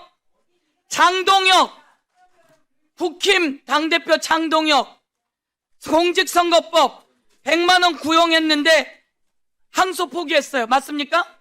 예, 그 당시 뭐 제가 취임하기 전인데 항소하지 않았습니다. 윤석열 검찰들이 항소 포기했어요. 장동혁. 이보세요. 저거 보세요. 저거. 그리고 박수영 항소 포기했어요. 그럼 저 사람들 박수영 항소 포기할 때 부산지검장이 누구냐면 다시 올려주세요. 김창진 부산지검장이에요. 저기 나와 있는 부산지검장 김창진.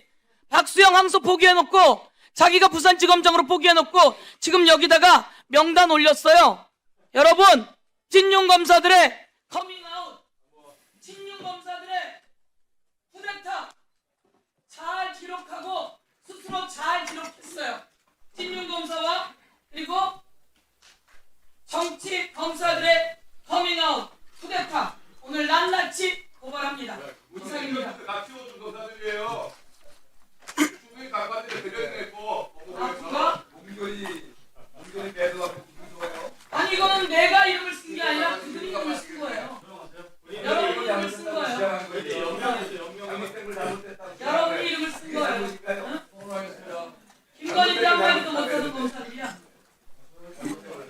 핸드폰 좀 뺏고 신분증 좀 뺏을 거 그랬어. 아주. 그런지 모르고. 네, 신동욱 의원님. 장관님, 예. 지금 뭐 장관님도 그 말씀 언급하셨고 서영교 의원님도 100만 원, 90만 원짜리 항소 포기를 언급을 했는데 그걸 가지고 요즘 속된 말로 요즘 애들이 짜친다 그러는 겁니다. 짜친다. 항소 포기의 예로 들 만한 것이 얼마나 없었으면 100만 원짜리 그것도 구형이 100만 원입니다. 1심에서 무죄 나왔고요. 박수형 80만 원. 이걸 가지고 이 거대한 대장동의 뒷거래 이것과 항소 포기와 비교한다는 게 정말 국민들이 보면 저는 코웃음을 칠 거라고 생각합니다. 그리고 두 번째, 이게 무슨 외압이 있었습니까? 그 당시에 장동혁, 박수영 항소 포기한 그 검사들에게 외압이 있어서 포기를 했습니까? 그거는 그야말로 장관님이 늘 강조하시는 너무 앞으로 재판 더 해봤자 실익도 없는 거 기계적 항소하지 말자. 저는 그런 취지라고 생각을 합니다. 그리고 그런 부분도 반드시 필요하다고 생각합니다. 그러나 이번 대장동 재판 항소 포기를 기계적 항소 포기로 이렇게 포장을 하시는 것은 정말 장관님답지 않다라고 생각합니다. 왜냐하면 지금 화면 하나만 좀 보여주세요. 어떤 얘기가 나오냐 하면 이거 정말 심각한 것 아니면 물론 오늘 이진수 차관이 부인을 했어요. 그러나 노만석 권한 대행이 이진수 차관으로부터 몇 가지 선택지를 제시받았다. 첫 번째, 수사 지휘권을 발동하겠다. 사실상 협박이죠, 이거는. 두 번째, 보안 수사권을 존치해주겠다. 회유지요. 자리 약속했다. 이런 진술을 합니다. 노만석 대행이 이런 얘기를 스스로 소설을 써가지고 지어낼 이유가 있습니까? 노만석 대행이 이런 소설을 쓸 이유가 전혀 없다라고 생각하고 그래서 이진수 차관이 저는 거짓말했다고 생각을 합니다. 그렇기 때문에 이게 특검이든 국정조사든 저는 밝혀야 된다고 생각합니다. 장관님이 법무부 장관 가실 때 저한테도 정말 너무 힘들 것 같아요. 가기 싫어요라는 말씀을 제가 하신 것에 대해서 기억을 합니다. 왜? 장관님은 장관 가시는 순간 이런 역사적 순간에 맞닥뜨릴 것을 예감을 하셨기 때문이라고 생각을 합니다. 이 문제는 항소 포기로 이렇게 끝날 성격의 사안이 아닙니다. 이게 무리하게 항소 포기를 하다 보니까 이런 외압이 있죠. 자, 어떤 얘기야? 왜 우리가 이거 항소 포기 용납할 수 없냐 그러냐면 녹취 하나만 좀 잠시만 들려주세요. 오늘 공개된 녹취입니다. 그때 내가 그 잡혀오기 훨씬 이전부터 계획이 다 된 거야 이거는. 그러니까 이재명하고 정지상하고 김용하고 김만배하고 다 짜고. 그러니까 4시에 합의를 다 본 거야. 합의 다 본 거야. 그래서 얘네들이 이제 스토리를 어떻게 짰냐면 그때부터 시작해서 형하고 나하고 유착했고 2021년도 대선 이전에 없습니다. 윤석열 대통령에게 선거에 지기 이전에 이런 얘기가 오갔다는 겁니다. 그런데 이미 이 문제는 그때부터 이재명 대통령이 개입돼 있다는 것은 바닥에 알려진 사실입니다. 물론 제가 확언적으로 말씀을 못 드리겠습니다. 왜 국민들이 이거에 대해서 분노하겠습니까? 이 외압에 대해서 왜 분노하겠습니까? 왜 7,400억 원 항소하지 않은 것에 대해서 분노하겠습니까? 이런 정황들이 다 있지 않습니까? 그렇기 때문에 끝까지 검찰이 항소해서 시시비비를 밝혀야 되고요. 이제는 이렇게 됐으니까 특검을 하든 국정조사를 하든 이 국민적 의혹을 해소하지 않으면 우리 장관님도 그동안 정치인으로 싸운 그동안 평판과 이런 것에 어떤 문제가 생기겠습니까? 그렇기 때문에 이 부분은 이제는 우리가 다 밝혀야 된다. 그런 자세를 좀 임해 주셨으면 정말 감사하겠습니다. 예, 분명히 말씀드리지만 저는 외압은 없었다고 생각합니다. 제가 신중히 판단하라고 했지만 그 신중한 판단이라고 하는 것은 본인들의 권한과 책임하에 판단 결정해달라는 그런 취지입니다. 그리고 하시는 대로 이 관계자들이 다 일단 양형의 문제만 본다고 하면 유동규하고 정윤영 같은 경우는 구형량보다도 더 선고됐습니다. 구형량보다도.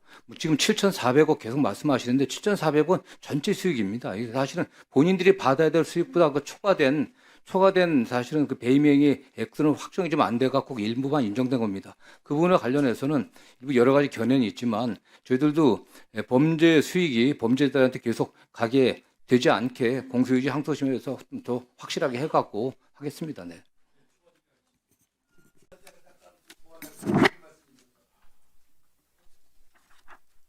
그렇게 하십시오. 네, 송석준 의원님. 네. 여기에 그 부대 조건을 보니까요.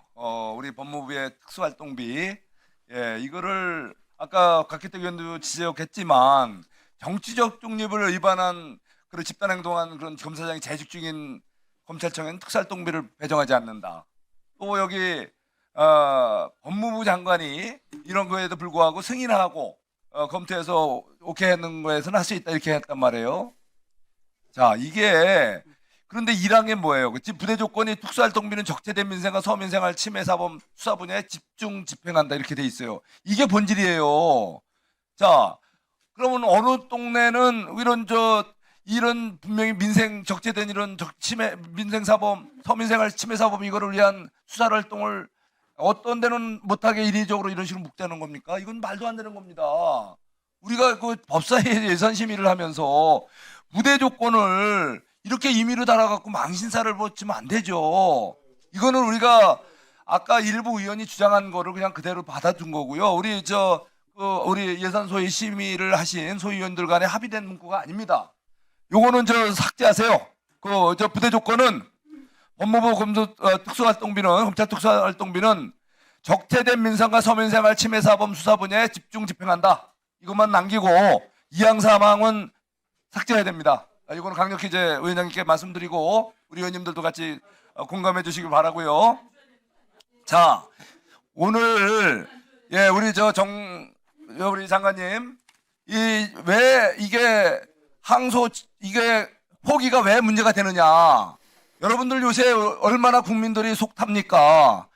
주식시장에 지금 이익 보는 분들 있고 손해 보는 분들 그 하루에 작은 돈 몇십만 원, 몇백만 원 정말 그거 갖고도 속이 타고 이게 많이 불안합니다. 거기다가 또 부동산 시장에 여러분들 이 부동산 시장에 그거 뭐 좀 어떻게 해서 좀 해보려고 한 분들을 다 이것저것 규제로 묶고서 세금 폭탄으로 묶고 이러면서 이게 우리 서민들은 작은 돈 1,000만 원이든 1억까지 안 바래요. 뭐 심지어 뭐 10억 이런 것까지 안 바래요.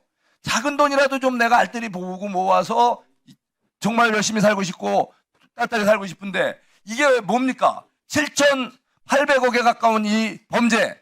이것이 이재명 당시 성남시장이 자기의 권한을 다 빌려준 거예요. 성남의뜰이라는 성남도시경사의 모든 권한을 다 빌려줘서 모든 특혜적 행위를 가능한 거예요. 수용권 발동, 용도 변경, 또 분양, 또 각종 발생한 총수익이 7,400억을요 범죄자들에게 그냥 주고 그게 특정금융 식탁에 여기저기 묻어서 나중에 다시 여기에 진짜 가담자들한테 돌아갈 겁니다. 이재명 시장이 지금 대통령이 그게 중심에 있다는 겁니다. 중심에. 네, 발언 시간이 종료되었으므로 네, 마무리해 주시기 바랍니다. 나중에 그 수뇌부들이 다시 날아먹을 수 있는 구조예요. 이거는. 장관님, 이거에 대해서 국민들은 정말 분노하고 있습니다. 여러분들 돈 100만 원, 1,000만 원에 연연한 주식 투자. 네, 송석준 의원님 진행에 협조해 주십시오. 1,400억이라는 이 무지막지한 범죄 수익금을 검찰이 항소법원에서 관계없는 돈이 이런 무지막지한 범죄가 그야말로 범죄자에게 네, 송석준 의원님, 네 마무리해 주십시오. 그게 7,400억이 전부 범죄 수익이라고 확정된 게 아닙니다. 이미 2,000억 정도 이상은 추징 보존돼 있고요. 예. 네, 그러면 다음 질의 순서는 네, 전현희 위원님 토론하시겠습니까? 네, 시작해 주십시오, 전현희 위원님.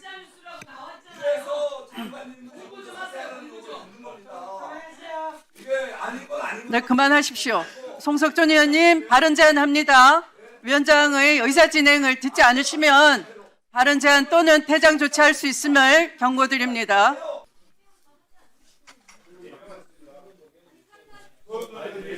자, 위원님들께 알려드리겠습니다.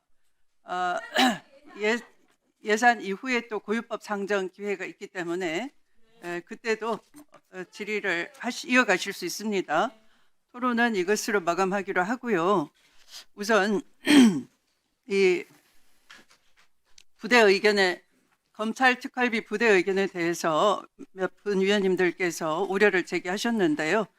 사실은 너무 당연한 검찰의 정치 중립은 너무 당연합니다. 그런데 특수활동비로 정치 활동을 한 겁니다. 윤석열 검찰 정권 치하에서는. 그래서 이 특활비가 정치 활동비로 전용되는 걸 막아야 된다 하는 고심으로 아마도 우리 예산 소위에서는 이 같은 부대 의견을 다른 것 같은데 너무 잘 한 거라고 생각됩니다.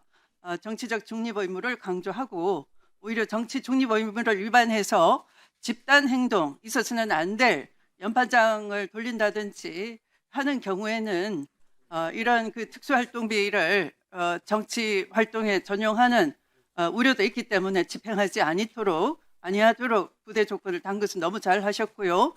법무부 장관님의 지휘 감독권이 깊이 있게 발휘되어야 될 분야인 것 같습니다. 그래서 장관님께서 직접 이를 검토하고 필요한 수사비에 지원할 수 있도록 특히 그것도 민생사범, 이 정치검찰 때문에 민생 쪽에 형사 전담을 하는 분들이 많이 필요도가 가중돼 있고 또 적재된 사건이 많은 것으로 알려져 있습니다.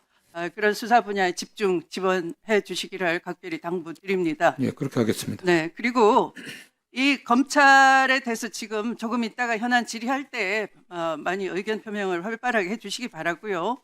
또 장관님께서 예결위에서도 많은 또 상세한 답변을 하신 걸로 알고 있는데요. 검찰이 뭐 행주가 걸레됐다 이런 표현을 쓰시는 분도 있지만 행주나 걸레는 사람한테 위해를 끼치지 않습니다. 차라리 행주가 되도록 걸레가 되도록 헌신하고 몸이 찢어지도록 봉사를 했다면 얼마든지 검찰에 대해서 조직적 지원을 해드릴 수가 있겠죠. 그러나 검찰은 힘을 길러서 주권을 강탈하고 나라를 강탈하고 내란을 일으킨 것입니다. 위험한 정치를 지금도 그대로 하고 있습니다. 이를 그대로 방치하신다면 제2의 윤석열이 나타날 수 있는 겁니다. 그래서 여러 위원님들이 우려를 하기 때문에 지금 항명 파동을 주동한 주모자들을 찾아내셔서 직무 배치를 단호하게 하시고 조직의 기강을 엄정히 세워주신다면 좋겠습니다. 오늘 예산을 우리가 심사하면서 많은 예결소위원님들이 고민을 많이 하신 걸로 제가 전달을 받았는데요. 이렇게 이 정치 중립 의무를 어기면서까지 당연히 지금 아까 장관님께서 7,400억 원 야당의 선전선동에도 불구하고 전체 개발 수익에 해당된다는 것이고 그것을 마치 어떤 특정인이 다 범죄 수익으로 꿀꺽했다라고 선동하는 것 자체가 있을 수 없는 호들갑인 것이고요. 그리고 대장동의 범죄 수익은 이미 1심 판결을 자세히 읽어보면 몰수 추징을 한 바가 있고요. 그리고 이 피해자인 성남시 도시개발공사는 이미 민사소송을 하고 있고 가압류 조치를 한 것이니까 여기에 대해서 국가가 추징을 위해서 항소를 어거지로 한다 하는 것도 있을 수가 없는 일입니다. 형사법은 형사법의 관점에서 움직여야 되는 것인데 그것을 민사적인 관점에서 이래라 저래라 하는 것도 재판에 대한 개입이다 할 수가 있기 때문에 법사위원님들께서는 특별히 유념해서 질문해 주시기 바랍니다. 자, 그러면 네, 박균택 의원님 시작해 주십시오. 예, 법무부 장관님. 네네. 요새 너무 고생 많으십니다. 판결 내용 보셨을 거 아닙니까? 제가 뭐 전문을 꼼꼼히 보지는 않았지만 개략적으로는 봤습니다. 네. 결국 판결을 분석해 보면 김호수 검찰총장 재직 시에 1차 기소했던 사건, 유동규를 범행의 주체로 삼아서 기소했던 사건은 전부 유죄가 나왔고 2차로 윤석열 정권 취임 후에 정치검사들이 뻥튀기 기소를 했던 사건들은 다 무죄가 난 겁니다. 그래서 2차 기소 부분이 사실상 무죄가 난 겁니다. 그 내용을 보면 유동규와 대장동 세력의 업무상 배임죄는 인정되지만 그래서 유죄를 선고하는데 특경법 위반 부분은 그 계약을 체결할 당시 그게 범행 시기인데 그때 당시에 얼마의 이익이 날지, 얼마의 손해 날지를 구체적으로 특정할 수가 없기 때문에 특경법을 적용할 수 없다. 너무도 옳은 얘기 아닙니까? 이건 절대 논리적으로 뒤집을 수가 없고 항소심에 가더라도 특경법으로 유죄가 날 수가 없는 사안인 것이 맞는 겁니다. 결국은 장관님의 합리적인 그 어떤 의견 제시가 저는 맞았다고 봅니다. 신중하라는 그 의견이. 그리고 공직자 이해 충돌 방지법 이 부분도 보면은 검찰이 그 직무상 비밀을 이용했다고 공격을 하고 있지만 서판교 터널 이거 개통한다는 것이 1년 전에 이미 성남시 도시 기본계획에 의해서 공표가 된 내용이기 때문에 이건 비밀이 아니라고 판결이 얘기를 하고 있습니다. 1년 전에 성남시에 다 공포가 된 내용인데 어떻게 이게 직무상 비밀이 되겠습니까? 그래서 그것을 이용해서 재산상 이익을 취득했다는 그 공격 자체, 검찰의 공격 자체가 성립할 수가 없는 겁니다. 논리적으로 항소심에 가더라도 뒤집을 수가 없는 것이고 따라서 항소를 안 하는 게 맞는 겁니다. 검사들이 잘못 기소해서 무죄를 받아놓고 그 책임을 어디 법무부에 또는 어디 피고인들에게 전가하는 이 태도 아주 비겁한 것 아닙니까? 결국은 저는 장관님의 좀 신중하게 판단해 보라는 그 한마디 이것에 대해서 그 검사들이 논리적으로 할 말이 없다 보니까 자기들이 수긍할 수밖에 없어서 그런 결정을 한 것 같은데 그런 사건을 가지고서 뒤늦게 저항을 하고 책임을 미루고 이런 비열한 태도를 취하는 것 저는 문제가 있다고 봅니다. 보수 정권에서는 법무부 장관이 검찰에 수시로 지휘를 내립니다. 매일 지휘가 내려오는 것도 봤고 경험을 했습니다. 그런데도 아무 말을 하지 않습니다. 윤석열 정권 하에서 특히 말이 안 되는 터무니없는 검찰권 행사가 이루어질 때 한마디 말도 안 튼 자들이 이번에 다 서명에 참여를 했습니다. 무죄가 명백한 사건에 대해서 좀 신중하게 한번 판단해 보면 좋겠다는 한마디 했던 장관에게 이처럼 저항하는 이 태도 저는 이거 용납할 수 없다고 봅니다. 그동안 왜 보수 정부에는 말도 없이 잘도 충견처럼 따르다가 왜 민주당 정부만 나타나면 집단적인 저항을 이렇게 보이는 것인가? 저는 민주당이 너무 사람을 선의로 대했기 때문이라고 봅니다. 김대중 대통령, 노무현 대통령 때는 모든 것을 끌어안고 갔습니다. 문재인 정부 때는 인사상 불이익만 줄 뿐 아무런 응징을 안 했습니다. 보수 정부처럼 뒷조사를 하거나 먹고 살기 힘들게 하거나 응징이라는 걸 하지를 않았습니다. 그러다 보니까 민주당 정부를 만만히 보고 이러는 것입니다. 그래서 이번에는 이 집단 서명에 참여했고 집단 저항을 보였던 이 책임 있는 검사들 여기에 대해서 인사 조치만 할 것이 아니고 징계권도 발동을 하고 특히 사건 조작에 나서서 이런 무죄의 단초를 만들었던 조작 기소의 검사들에 대해서는 당장 수사의 대상으로 삼아서 처벌 대상으로 삼는 것 이게 필요하다고 보는데 장관님 생각 어떠십니까? 네, 어쨌든 상황을 좀 저희들이 엄중하게 보고 있습니다. 경위 어쨌든 간에 검찰의 최고위 간부들이 특히 일선 검사장들이 집단적으로 의견을 표현하는 것은 바람직하지 않다고 보고 있습니다.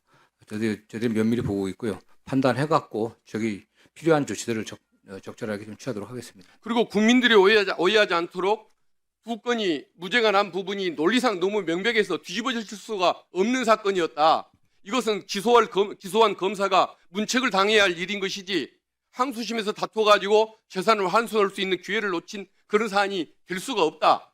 이것을 좀 법무부 차원에서 알기 쉽게 설명해서 국민에게 명백하게 좀 선전을 해주시면 알려드리면 좋겠습니다. 오해하는 국민들이 가끔 있습니다. 예, 의원님도 말씀하신 것처럼 이 사건은 처음에 1차 수사팀이 있었습니다. 그때 일부 정리가 됐었고요. 그 다음에 정권교체 2차 수사팀이 있었습니다.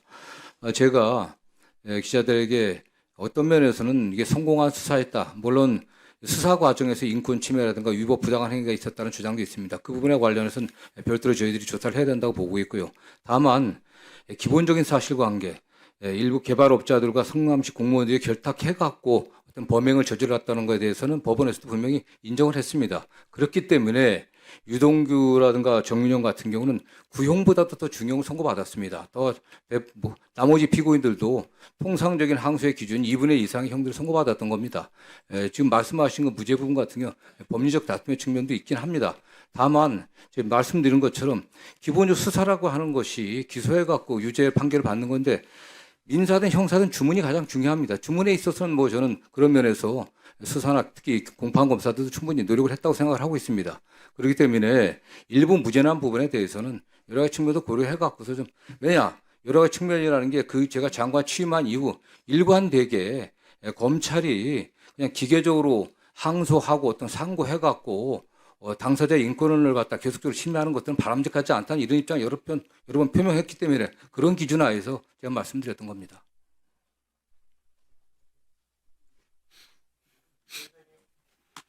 다음 또 토론하실 위원님, 네, 최혁진 위원님.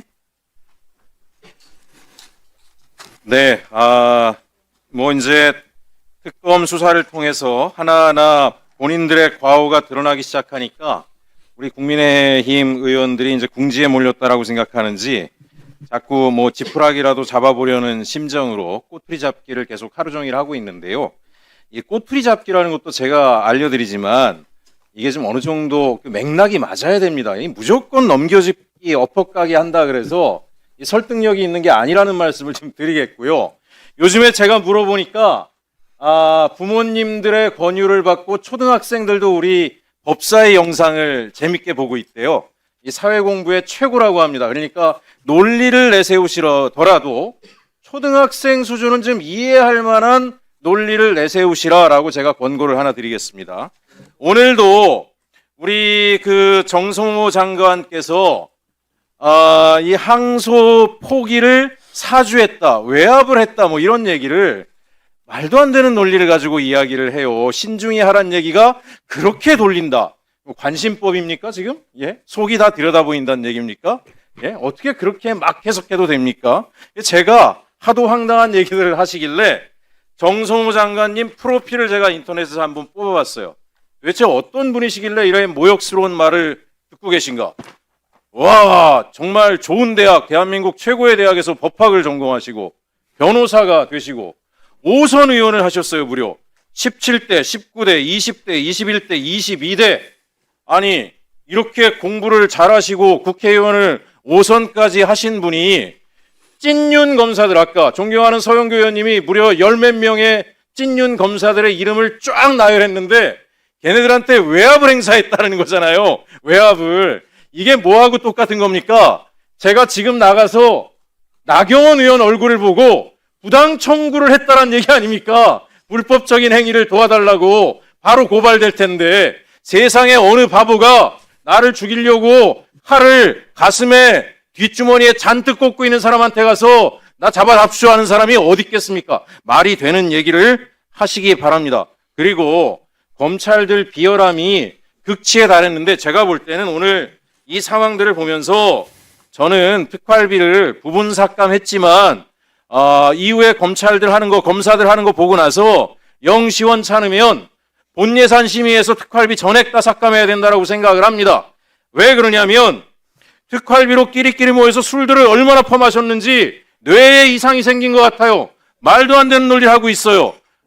항소를 해야 되면 중앙지검장한테 하라고 하면 되지. 중앙지검장은 필요하면 지가 하면 되지. 지가 할 수 있는 권리가 있잖아요. 근데 자기가 안 한 거잖아요. 예? 항소 더 했다가는 자기 비리까지 드러나서 윗선까지 줄줄이 엮일 것 같으니까 고구마 줄기 캐내듯이 줄줄이 달려 들어갈 것 같으니까 꼬리 살짝 내리고 안 해놓고는 18명의 검사장들 누구한테 돌을 던집니까? 장관님한테? 말이 되는 얘기를 해야죠. 그렇게 항소 포기한 게 문제라면 중앙지검장을 가서 패든가 엉뚱한 소리하고 자빠지고 있는 거 아닙니까? 어쨌든지 간에 술 좀 그만 먹게 해야 되니까 저는 특활비 다 날려야 되겠다는 생각까지 하고 있습니다. 이재명 대표를 엮으려고 굉장히 용을 쓰시는데 정확하게 쉽게 얘기하면 이런 거 아니에요. 이재명 대표가 훔치는 걸 도와줬다라고 말했는데 훔친 걸 도와준 흔적이 없어서 무죄 판결 났잖아요. 그랬더니 이번에 뭐라고 한 거예요? 훔침을 당했으니까 죄다. 배임죄를 공모했다 그랬다가 이해충돌법을 갖다 들이댔다가 세상에 살다 품침을 당했다라고 죄를 만드는 이런 말도 안 되는 기괴한 논리를 갖다 세우는 검사들이 어디 있습니까? 그래서 제가 적어도 사법고시 볼 때는 공부를 잘했는지 모르겠지만 특활비로 술을 하도 퍼먹어서 뇌가 썩었기 때문에 그따위 기소가 나왔다라고 생각을 합니다. 그걸 또 갖다가 국민의힘 의원들이 건수 하나 잡았다고 하루 종일 그 얘기 떠들고 있어요. 세비가 아깝습니다.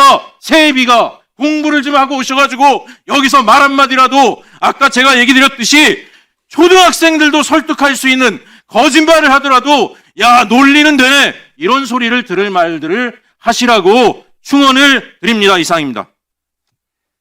네.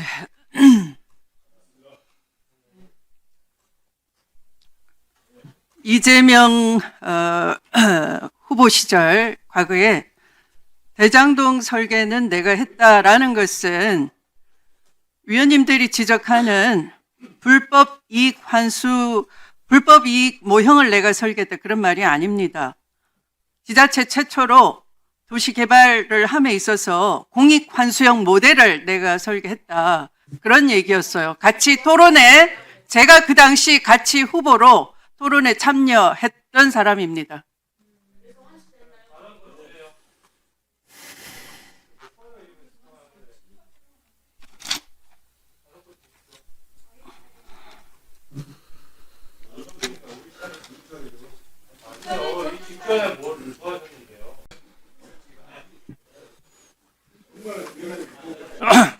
제가 법무부 장관님 또 차관 또 노만석 총장 대행 중앙지검장 얘기를 종합해 보니까 한마디로 보면은요.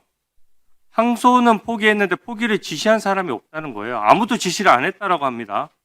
이게 잘된 결정이면 서로 했다고 해야 되는데 이상하니까 다 안 했다고 하는 것이고요. 장관은 인사권자이면서 지휘권자이기도 합니다.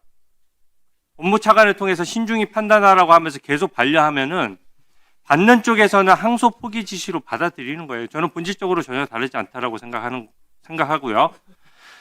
수사팀과 공판팀 검사 수십 명하고 결재자들이 다 만장일치로 항소 제기하기로 하고 7일의 항소 기간 중에 3일 만에 올렸어요. 근데 법무부에서 사실상 장관님이 신중히 검토하라 하면서 대검이랑 계속 핑퐁을 치는 동안 4일이 지난 겁니다.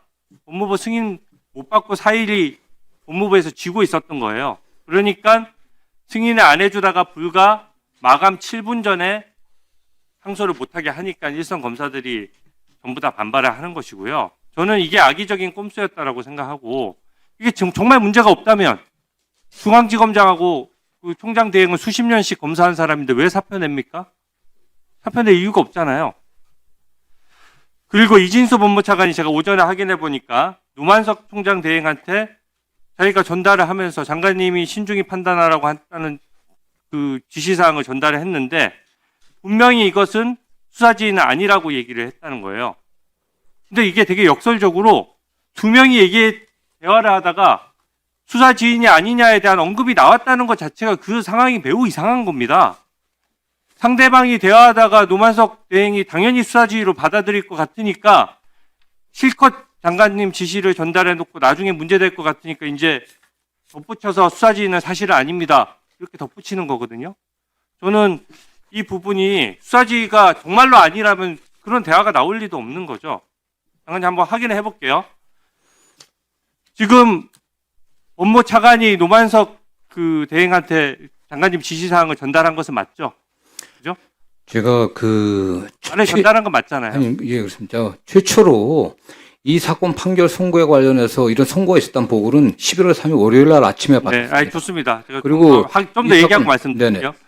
근데 전달을 했는데 이 김만배 사건 외에 또 이런 식으로 전달해서 항소 제기하라 말하라고 신중히 검토하라고 한 사건이 또 있습니까? 저는 뭐 그 이전에 매일 그 형사사건 보고받으면서 제가 페이스북에다 썼습니다.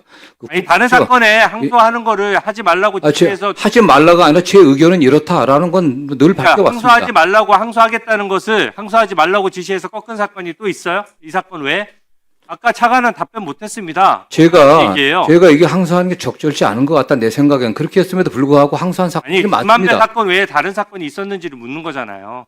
저는 이 사건에 대해서 그렇게 구체적인 지시를 명령을 하질 않았습니다. 네. 그리고 장관님, 평소에 구체적인 사건에 대해서 검찰총장한테 구두로 지휘를 해왔습니까? 하지 않았습니다. 네. 영상 좀 틀어주세요. 제가 9월 30일장 국무회의 영상 좀 보여드릴게요. 1심 판사는 무죄, 2심은 유죄인데 만약에 이 순서가 바뀌면 무죄 아니에요? 네. 운수 아닙니까, 운수? 말이 안 되잖아요. 근데 대통령이 구체적 사건에 관련해서는 총장 통해서 지휘를 해야 되는데요. 실질적으로 이제 매일 그 검찰국 업무를 보고받으면서 이제 구두 지시를 하고 있습니다. 매일요. 네.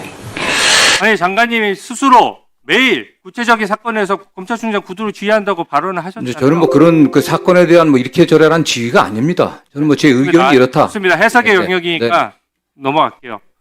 이게 지금 검찰에 보통 지휘를 하면은 검찰총장이나 고위직을 접촉하기 때문에 대부분 이 사실이 드러나지 않거든요.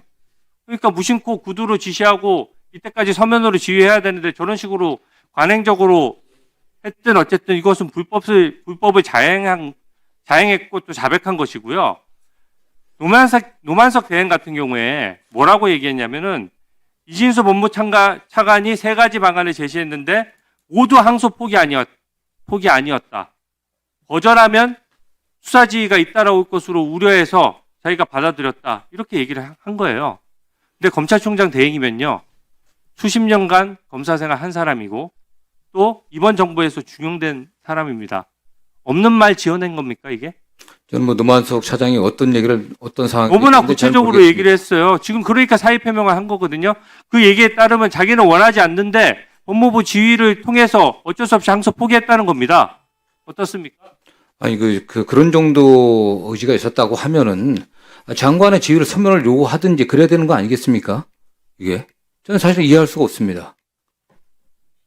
장관님이 이 사건자잖아요. 이 사건자이기도 하고 아니 총장이 어떻게 느꼈으면 이진수 차관이랑 통화하고 지시로 느꼈으니까 본인이 그렇게 했겠죠. 아니 본인도 처음에는 법무부에 결재 올릴 때는 당연히 항소 제기하는 의견으로 총장이 보고하지 아니 결재가 올라온 게 아닙니다. 이런 사건이 있었다는.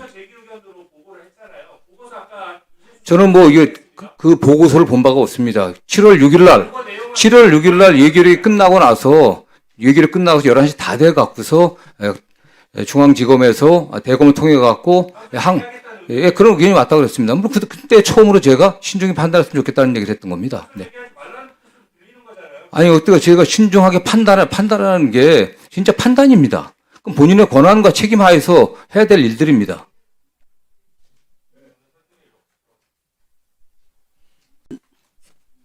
네, 나경원 의원님. 정말 오늘 저희가 법무부 예산안을 통과시킨 거는 진짜 조폭 같은 일일 것 같습니다. 한마디로 저 충성활동비, 순종활동비만 남겨둔 것 같습니다. 정말 부끄러운 일입니다. 뭐 그렇게 하지 않도록 제가 오늘 노력하겠습니다. 네. 발언을 들어보니까요. 말씀이 좀 헷갈리는데요. 자, 언제 처음 그 항소 포기한다는 거 보고받으셨습니까? 제가 확인해 보니까 11월 6일 목요일이었습니다. 목요일 그날 우리 아니 항소 포기를 확정한 거. 그건 11월 7일 네. 예결위 질의 끝나고 나서 그 이유인 것 같습니다. 치맥 회동하실 때, 치맥 파티 하실 때 치맥 파티가 아닙니다. 뭐 무슨 파티라고 표현하는 건 적절치 않은 것 같습니다. 그건 뭐 민주당식 표현이에요. 뭐 하면 파티. 아시겠지만 뭐 우리 직원들 그러면, 같이 그냥 그러면 6일 날 처음 보고는 받으셨고 최초 이 사건의 그 선고 내용 보고는 11월 3일 월요일 날 받았고요. 그 당시는 여러 사건과 같이 이런 사건이 있었던 보고 신중히 받았고 판단하라는 언제 말씀? 그게 11월 6일 그 저녁 날 말씀하셨다. 네, 그렇습니다. 자, 그런데 노만석 대행이 이 발언을 보면은 결국 지금까지 노만석 대행과 이진수 차관의 이야기를 들어보면은 이진수 차관이 노만석 대행한테 전화를 한 것 같아요. 그렇죠? 네, 이진수 차관한테 특별히 지시한 거 없으십니까? 같은 취지였습니다. 네. 이진수 차관한테 그렇게 말한 것은 사실이다. 예. 네. 자, 이 사건의 문제가 뭐냐면 이 항소를 포기함으로써 진실의 문이 완전히 닫힌 겁니다. 1심 판결문은 이재명 대통령 유죄 판결문이라고 봅니다. 성남 수뇌부라는 말이 써 있고 이재명 대통령을 401번 언급했습니다. 그리고 실질적으로 이제 이렇게 불이익 변경 금지 원칙에 해당되니까 2심에 가서 무슨 말을 해도 되는 거고 더 문제는 범죄 이익이 그대로 남아 있다는 거예요. 범죄자들한테. 지금 이런저런 말씀하시지만요. 저는 뭐 다른 거 얘기 안 하고 이 범죄자들 보세요. 872만 원 투자해서 101억. 이런 거 그냥 둬서 되겠습니까? 분명히 특경법상 배임인지 아니면 일반 배임이 특경법상 배임이 무죄가 됐으면 이거 다퉈볼 만하지 않습니까? 근데 이걸 왜 스스로 이렇게 합니까? 이게 뭐 진실의 문이 닫힌 게 상식적이지 아닙니다. 않습니다. 법원에서 다 대부분의 그 사실관계에 대해서는 유죄 판결을 한 상식적이지가 겁니다. 네. 않습니다. 저는 장관님께서 이렇게 떳떳하다 그러시면 저희는 지금 다 의심하는 거예요. 대통령 9월 30일에 저 국무회의에서 말씀을 하셨어. 장관께서는 수시로 구두로 지시한다고 하셨어. 그러면요, 우리 핸드폰 다 까시고 한번 봅시다. 국정조사 다 합시다. 특검 해봅시다. 장관님 떳떳하시면 다 우리 민정비서관들 3명 그리고 장관님 비서관, 장관님, 차관님, 노만석 대행, 검찰 중앙지검장 다 한번 핸드폰 열어봅시다. 예, 저는 뭐 국회에서 의원님들 결정해 주신다고 하면 뭐 떳떳하게 다 아니, 공개하겠습니다. 예. 한번 해서 보여주세요. 결정해 제가 지금 주십시오. 말씀하는 거. 자, 내란 청산 TF 지금 다 만든다고 하는데요. 조용히 하세요. 끼어들지 말고. 내란 청산 TF 만든다는데 이거 완전 속가내고 완장질하는 거라고 봅니다. 이거 해서 인사권에 반영하는 겁니까? 뭐 저는 이거 뭐 대통령 그 국무총리께서 그 말씀을 하셨고 인사권에 반영하는 거는 아닙니까? 뭐 저는 뭐 구체적 내용은 아직 잘 모릅니다. 자, 친윤 검사의 커밍아웃이라 그러는데 제가 보니까 오늘 안미영 검사도 이야기했습니다. 참담하다. 이거 정말 검찰을 이렇게 만든 것 저는 진실을 꼭 밝혀야 되고 장관께서 거기에 일말의 책임이 저는 분명히 있다고 봅니다. 그래서 장관께서 그 자리에 있는 것이 맞지 않다고 생각을 합니다. 국방부 장관께 질의하겠습니다. 네. 합참의장 장성 인사권 있습니까? 없습니까? 없습니다. 그런데 합참의장이 30여 명 장성 전원 교체하겠다 막 이런 발언했어요. 그대로 두십니까? 그것은 화참의 분위기 쇄신 차원과 이런 차원에서 저는 이 일반적인 이야기를 발언에서 했다고 생각합니다. 국방부 장관은 들러린가 하는 생각이 들었습니다. 자, 제가 하나 물읍시다. 장관들, 장성들이나 이렇게 인사할 때 인사 동의안 같은 거 내죠. 그래서 뭐 이런저런 우리가 뭐 의견이나 뭐 내는데 거기에 계엄은 내란이냐 이거 쓰게 하셨습니까? 그건 말씀드릴 수 없습니다. 아니 말씀하세요. 왜 말씀? 그건 말씀드릴 수 없습니다. 계엄은 내란이다 이거 쓰게 하셨습니까? 그건 아는 바 없습니다. 말씀할 수 없다는 것 이거 결국은 자인하는 거 아닙니까? 그건 인사에 관련된 사항이라서 공개적으로 말씀드리는 상당히 제한적입니다.